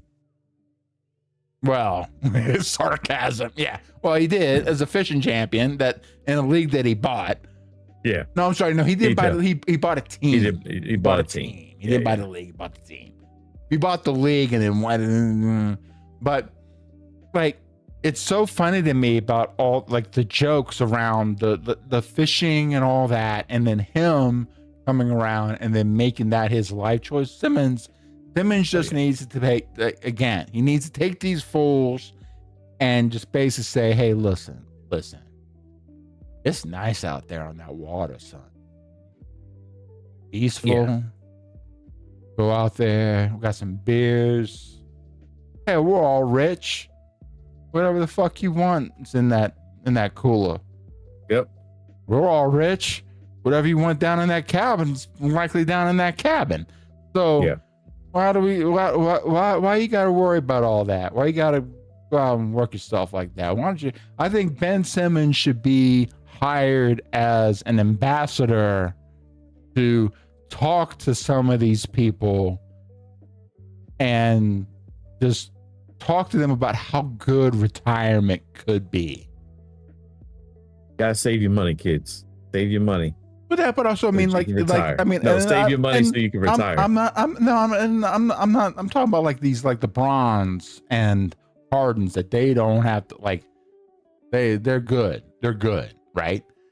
It's sure. It's more of them, like just you don't have to be in the league anymore, man. Why don't you Well, just so come on okay, over so here, you know? so talking about that, let's knock another team off, because Dallas is written over there on the left, and under it is golf, oil, golf, I don't know what, in Africa. macaroons, and Africa. I have Macaroons, no idea. Bacon, Mako. Macon is Georgia. Like, Yeah, I don't know exactly what. I have to like look into a lot of that stuff. I have no, and again, because he has, and I don't know. That's not Miami next to it.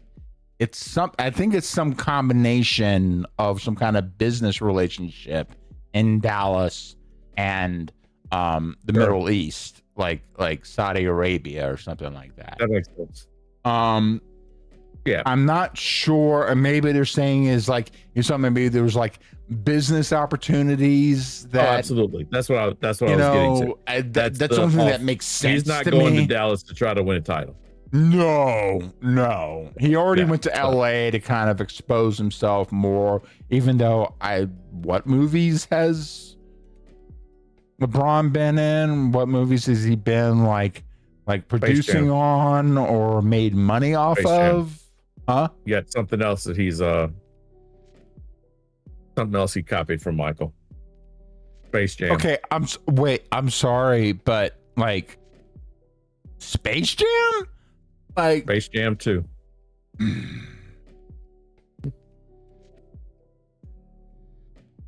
Michael didn't have to go to LA for that. No. And he came up with it LA himself. came to Michael for that. Correct. Yes. Just putting a little notch in the belt. That's exactly. Also, the whole like, I'm sorry, but also the being the scoring champion and also on the first defensive team in the same year multiple times. Okay, I'm sorry. Yeah. Like, So, all right. So we're knocking off teams. I think we established that Steph and Draymond, the Golden State part. It wouldn't have worked. It would have been fun for TV. It would have been great to watch for the story and fun of it all. Kerr would have hated it. Kerr would have hated it every moment because Kerr is not. He's like, look, I had to play with the first guy that was maniacal. Well, no, but I'm also surely not playing with your he learned coaching under Phil and Yes. Pop and everything else. It's not that LeBron's it's not that he's afraid to work with egos. Oh, But no. I don't understand. I'm the coach. I'm in charge. Like you're not. No. Like and yeah. Like And that's not. LeBron has trouble with that. Oh, Let's be real. Like LeBron's problems Absolutely. in Miami were because Pat Riley was like, "Don't forget, you're important, but don't forget, I'll run this place." Kerr, and the other thing, so people don't know about Kerr's a tough fucking dude. That's what I was meaning. Kerr grew up. He was actually born overseas. He grew up with his father, who was a professor teaching English overseas. He was like a top academic overseas who got killed Like his Yeah. father got killed while he was it was either while he was over there or while Kerr was back in the States in college. No, Kerr was back in the States in college. He was in college. That's right. Yeah. I think it was at Arizona, I It's think. at Arizona State. Arizona State. Okay. And yeah, his It was father Arizona got State.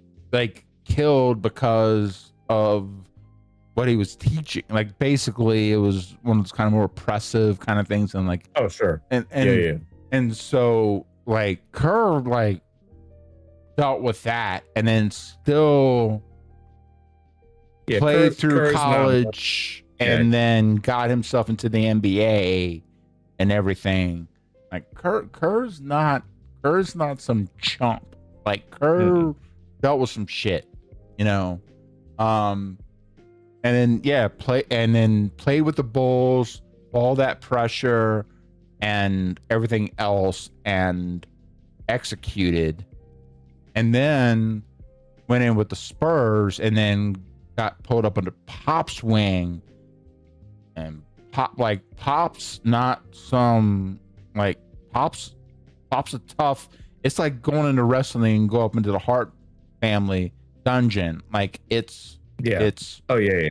you know it's not an easy route, but if you make it through and you get through and you show what you can do, then Pop will just shine your praises, you know.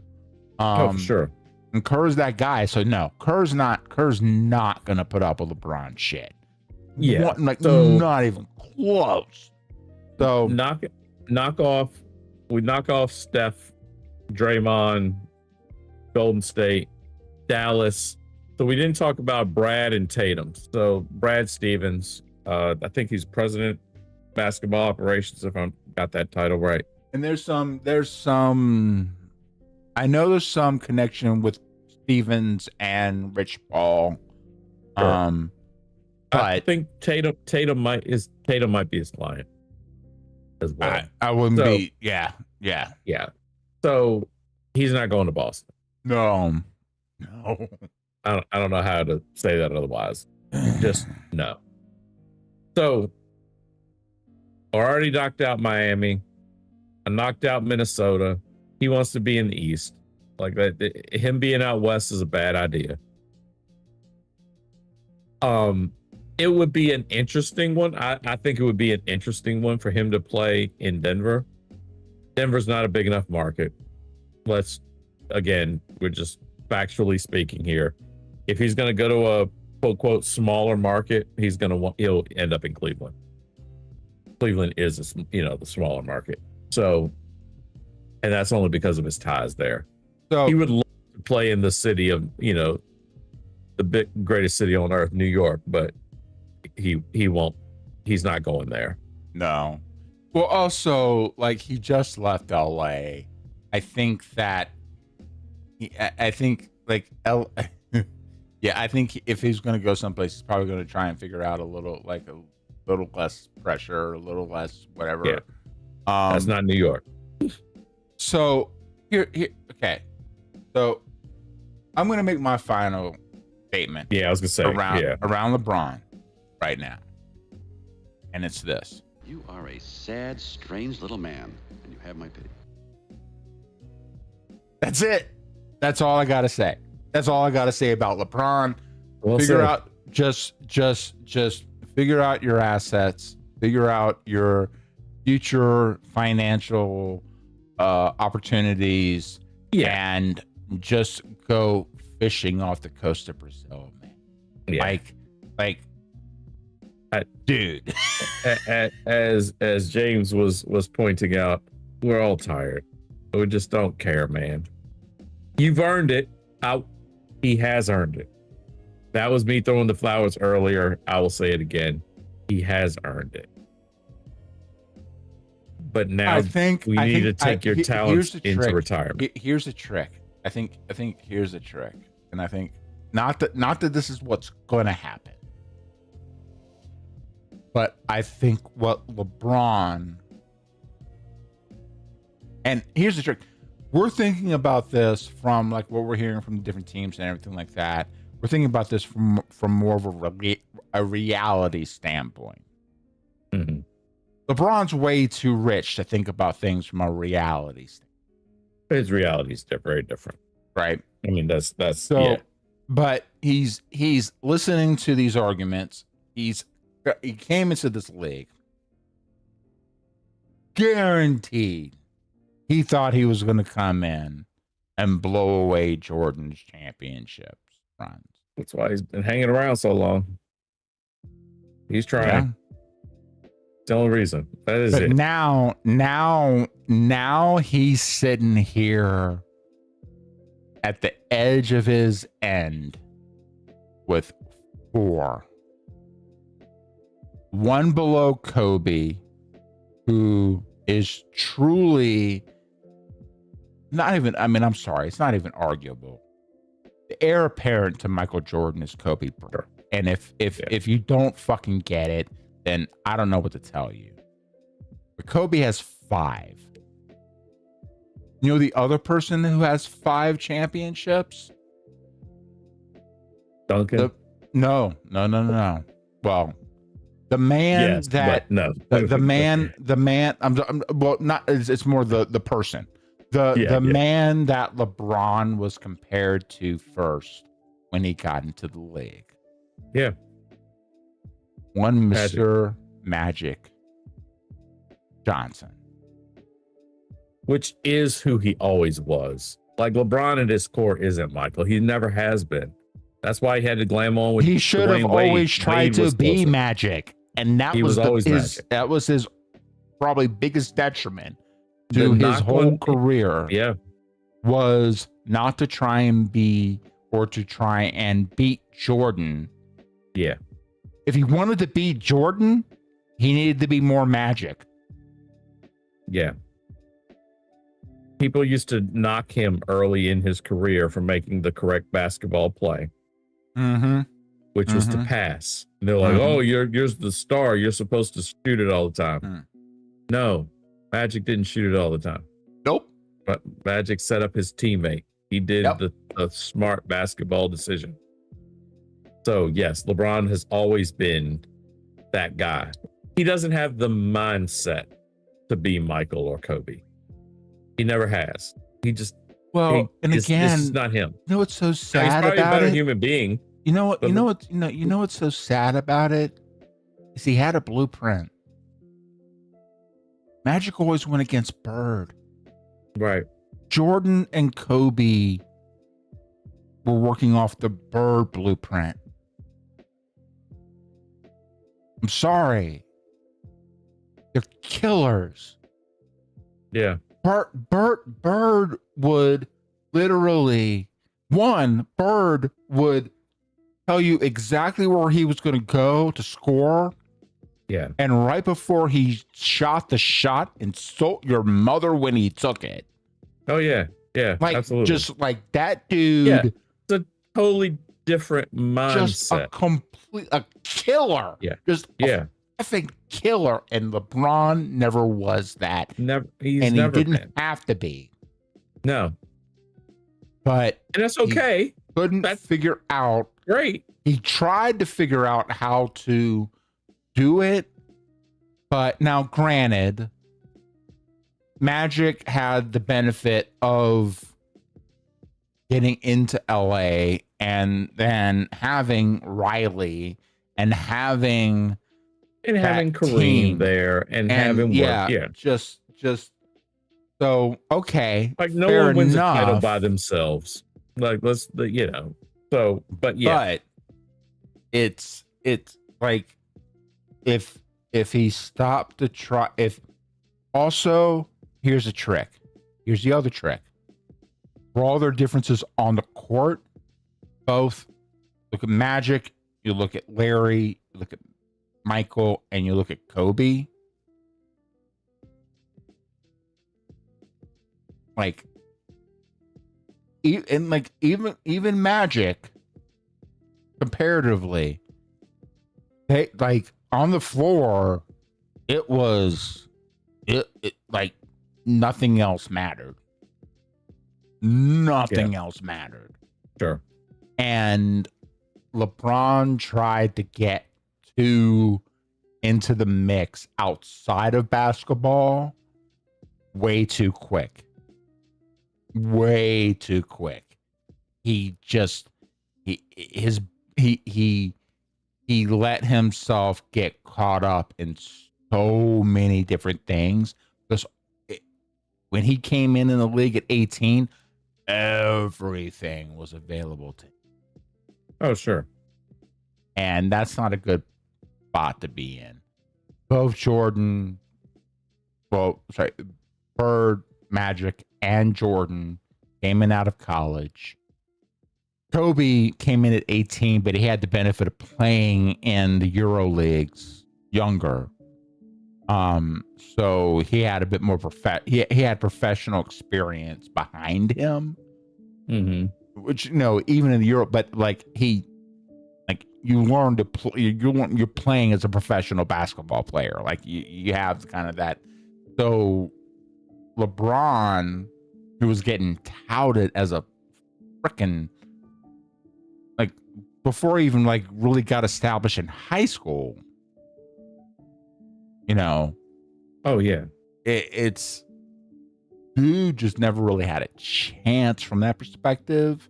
No. But at the same time, I think he tried to manufacture. I think he's still trying to manufacture things, which depending on what industry you go in, outside of basketball, you might be able to do that, especially with the money you got. You could probably manufacture all kinds of shit. But a basketball team's a different thing. And so, so we're thinking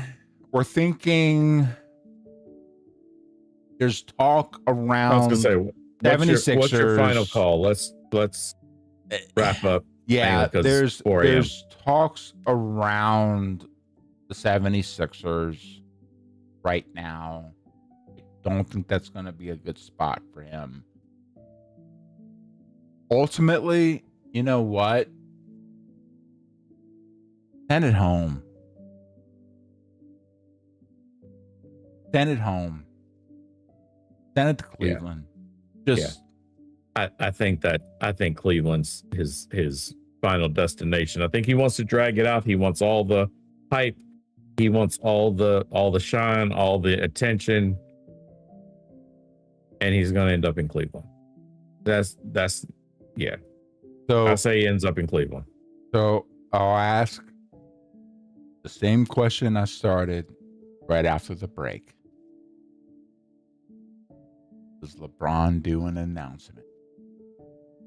Does LeBron do a sit-down interview? I would like to say I'm taking my talent. Dude, did you see speaking of, you ever see he ain't answered this. He ain't answered my question yet. He's not yet answered my question yet. No, he's not doing. He's not going to do a sit down. No, he's not. Please, if he's learned nothing, I don't. I hope he doesn't.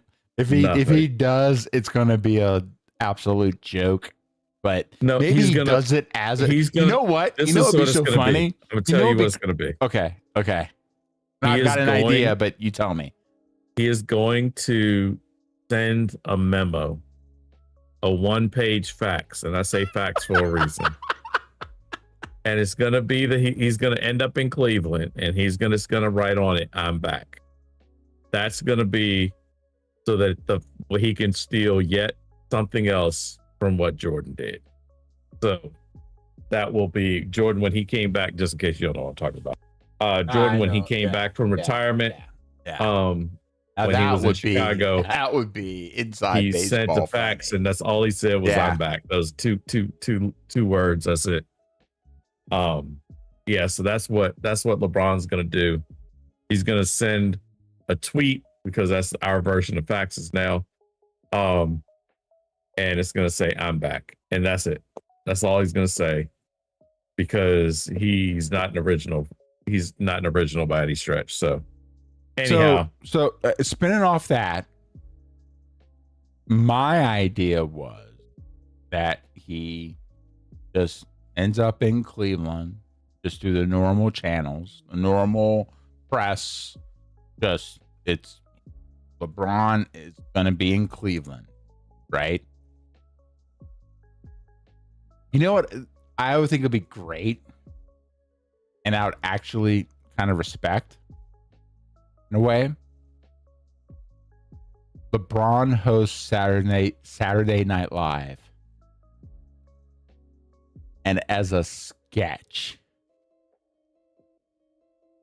he recreates the "I'm taking my talents to," and they figure out a way to make it even funnier.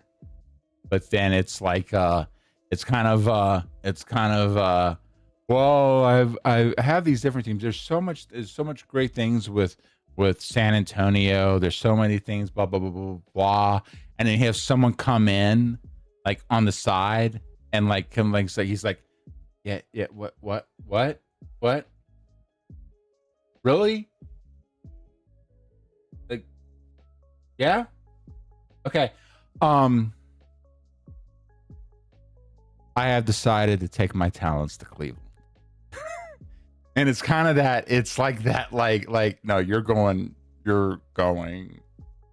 it's the, they wouldn't do that, but I think that would be so, like, something around those lines where you have this whole, like, Saturday Night Live sketch with him recreating the whole "I'm taking my talents" and just just playing a joke on himself and just, like, owning up to it. And it's like, nah, I'm going to Cleveland because I'm sorry, but you're going to Cleveland. It might as well be DC. Sorry, but at some point, go back and look at if you remember the spoof of Steve Carell where he made fun of LeBron. And he does a spoof of the "I'm taking my talents," and he says, "I'm taking my appetite to Outback Steakhouse." He does like the whole thing. And he was really wanted to do it. Really, probably only him, maybe Will Ferrell would it was be him like and Paul Rudd. Paul Rudd is the interviewer. Yeah. Like, he's like, is there anyone that you haven't told? I haven't told you. Yeah. He was like, am I the only person? Yes, you're the only person. I'm the only person on earth that you haven't told. Yes, you are. You have. I have told everyone else, except for you. You know what? So, on that note, everybody go look up that video of Steve Carell because it is a classic. Because only Steve Carell can make it happen. So, absolutely. Yep. So I don't know what else to talk about here. I think the whole entire league tomorrow, but the entire league coming up is going to be very interesting. And maybe, you know what? Maybe that's what it's all about. It makes the league a lot more interesting because I have no idea right now. Really, you take the Spurs and the Knicks out of it. You have some teams that are kind of still floating in. Minnesota's going to be interesting. You can't knock out Denver, but with Giannis in Miami, everything's going to be very, very weird. Just trying to figure out who leads up into the, like, Christmas/winter break time frame. Oh yeah. And you get into the All-Star break, leading right into the trade deadline. Where a team's going to line up right now, I'll tell you one thing. I really it's don't all over know. the place. This is going to be an exciting year. I'm really looking forward to the NBA season. This is really it's been a while since it was this open, and it is wide open right now. I will say I do know one game that will be, and we'll call it after this. Yeah. One game that will be on Christmas Day without question, will be Philly versus Boston. There will definitely be a game of Philly versus Boston on Christmas Day. Oh, you got to have Brown versus Tatum. I mean, Absolutely, there's no, for sure. yeah, there's no doubt. There's no doubt that you've got to Yeah. have that. Yeah. Yeah, So- I think it's gonna be that, and then on the West, you're probably okay, to have OKC Minnesota. and Wemby. Yeah, I was gonna say Yeah. OKC, Wemby, Yeah. and then because OKC is a team that really hasn't made a lot They of don't have to. major shifts. They don't have here. to. They Well- just need to. They just need age. They need Yeah. age and health. Yeah, That's it. That's all they're waiting on. they Age haven't. and health. Yeah, they haven't done a whole lot. Experience. I know I'll there's say, still guess I I should know say. there's still some talk in Sacramento about Mood and Sabonis. Not that it matters all Sure. that much, but in terms of just kind of wrapping up like maybe some other potential moves that are going on that Yeah. I'm aware Yeah. of. We'll do that I on the think- next stream. Yeah, but I think we're kind of getting to the wind down here. I hope a lot of the major moves. Man, Sorry. you say that. I want a You say freaking that. heart attack here. Like, Yeah. man, like Yeah. Jokic has gotten traded. Like, I don't know who He has else. demanded a trade out of Denver. He has taken his talents to South Beach as well. No, he'd go to Texas because there's more horses out there. Oh, fair enough. That's true. That's true. He'd go to Houston. Oh Yeah. shit. Okay, no, I'm done. I'm done. Continue. Yes. I'm done. Love you all. Now you're speculating. That is the rare one. I'm not speculating, but it's more of a kind of a matchup thing. Just, Jokic ain't Yeah. going anywhere. Yeah. But don't know. I'm sorry. Okay, get this voodoo out of my head that I just put in my head myself. that I did myself. Hello, self.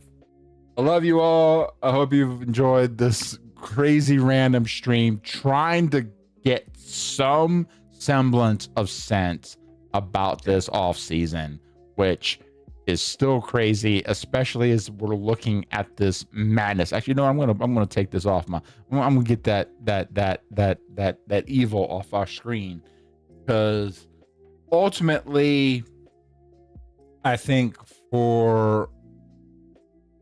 you know what, if anything out of this year that I might be looking forward to is we could be running into a year where LeBron truly has to face how irrelevant he has become. Because he's going to have to come into a different team, been able to ride his time here with the Lakers, and he's going to have to come into a different team. He's going to have to face reality, figure out that he's finally. That's my hope. Good call. Good call. On the best wishes. Yes. The downfall of but The best wishes. the best Dude, the best the best downfall of the of- best wishes, the downfall of a fake king. Yeah. But yeah, I'm very curious about this year because good Lord, I don't know how any of this, even just looking at LeBron's little lineup here, is that shit crazy to me Oh, right for now. Sure. Sure. Because the Yeah. only truly stable team out of the list is Denver. Doesn't even have And it just OKC doesn't make there. sense. He doesn't it's none of it makes sense. And so I think he's riding on that Right. as you're moving your puzzle pieces around. I am. And I was completely. there's a funny little design there. Are they all question marks? Is that Yeah, the trick? That's Okay. because it was the question. That's good. That's cool. like how a couple of them are red and Yeah, that's yeah. just your shirt. And I was gonna say if the you whole look thing really just, closely, if I move over, yeah, one of them goes through my arm. Because the Yeah, green yeah, yeah. screen. Yeah. Yeah. That's pretty cool. So with all of our randomness, now we had a tough ask of trying to figure out this, and Ian just keeps distracting me as I try to go to the close.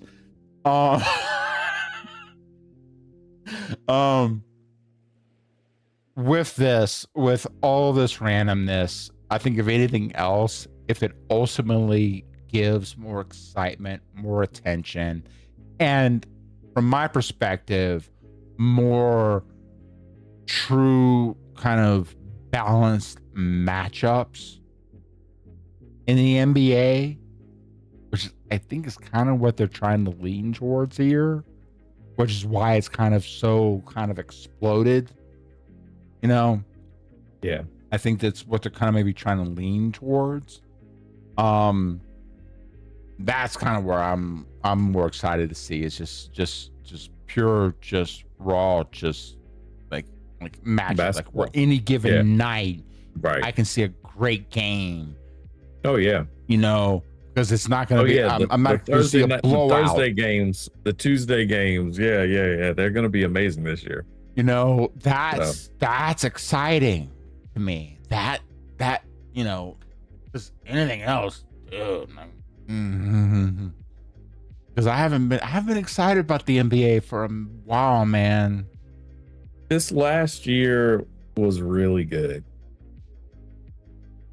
It's a sign of things to come. The NBA is also getting back to playing physical, and not, it's getting back to that.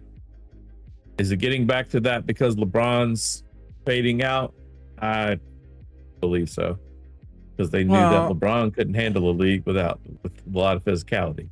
Yeah, but that's you a also different have, topic for a different day. Well, we're gonna have to talk about that because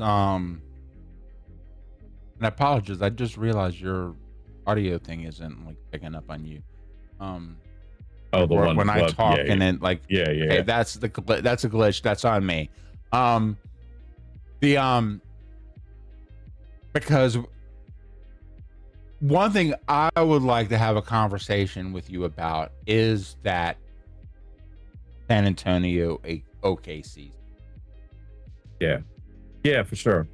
That's a whole nother issue here that I'm hoping that the NBA as a league figures out, because you can't have on one hand a team fouling almost unapologetically against one player, and then you have another player basically flailing around if anybody gets close to him.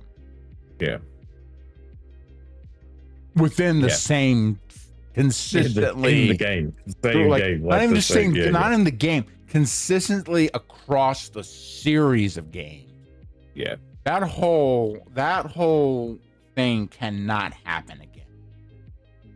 Yeah. We're gonna have to. I'd love to really kind of break that one down, because that is an absolute disaster from my perspective. Because what OKC was able to get away with through that series. Anytime you would touch Wemby, they would call a foul. And then Shea was getting mugged and every time down court. And he was never getting fouls called. So that's none. I mean, SGA was just absolutely just completely robbed. Yep. Hence Ian's shirt. It's all right. Yeah, man. Yeah, we got to call it. Hey, thank you everyone who popped on. We really, really appreciate it. Stay tuned for other stuff that we're going to do. We're going to be talking more basketball. We got SummerSlam coming up around the first weekend of August. Another 2-night event that we're going to have to figure out how to get done. Yeah. But this is Getting Worked. Signing out. Later, fam.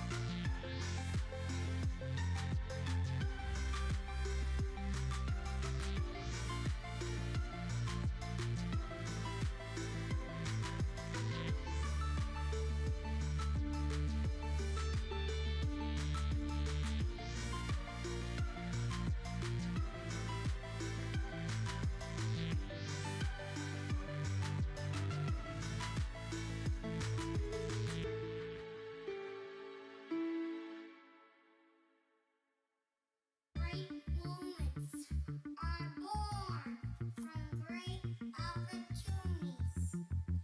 That's what you have here tonight, boys. That's what you earned here tonight. One game.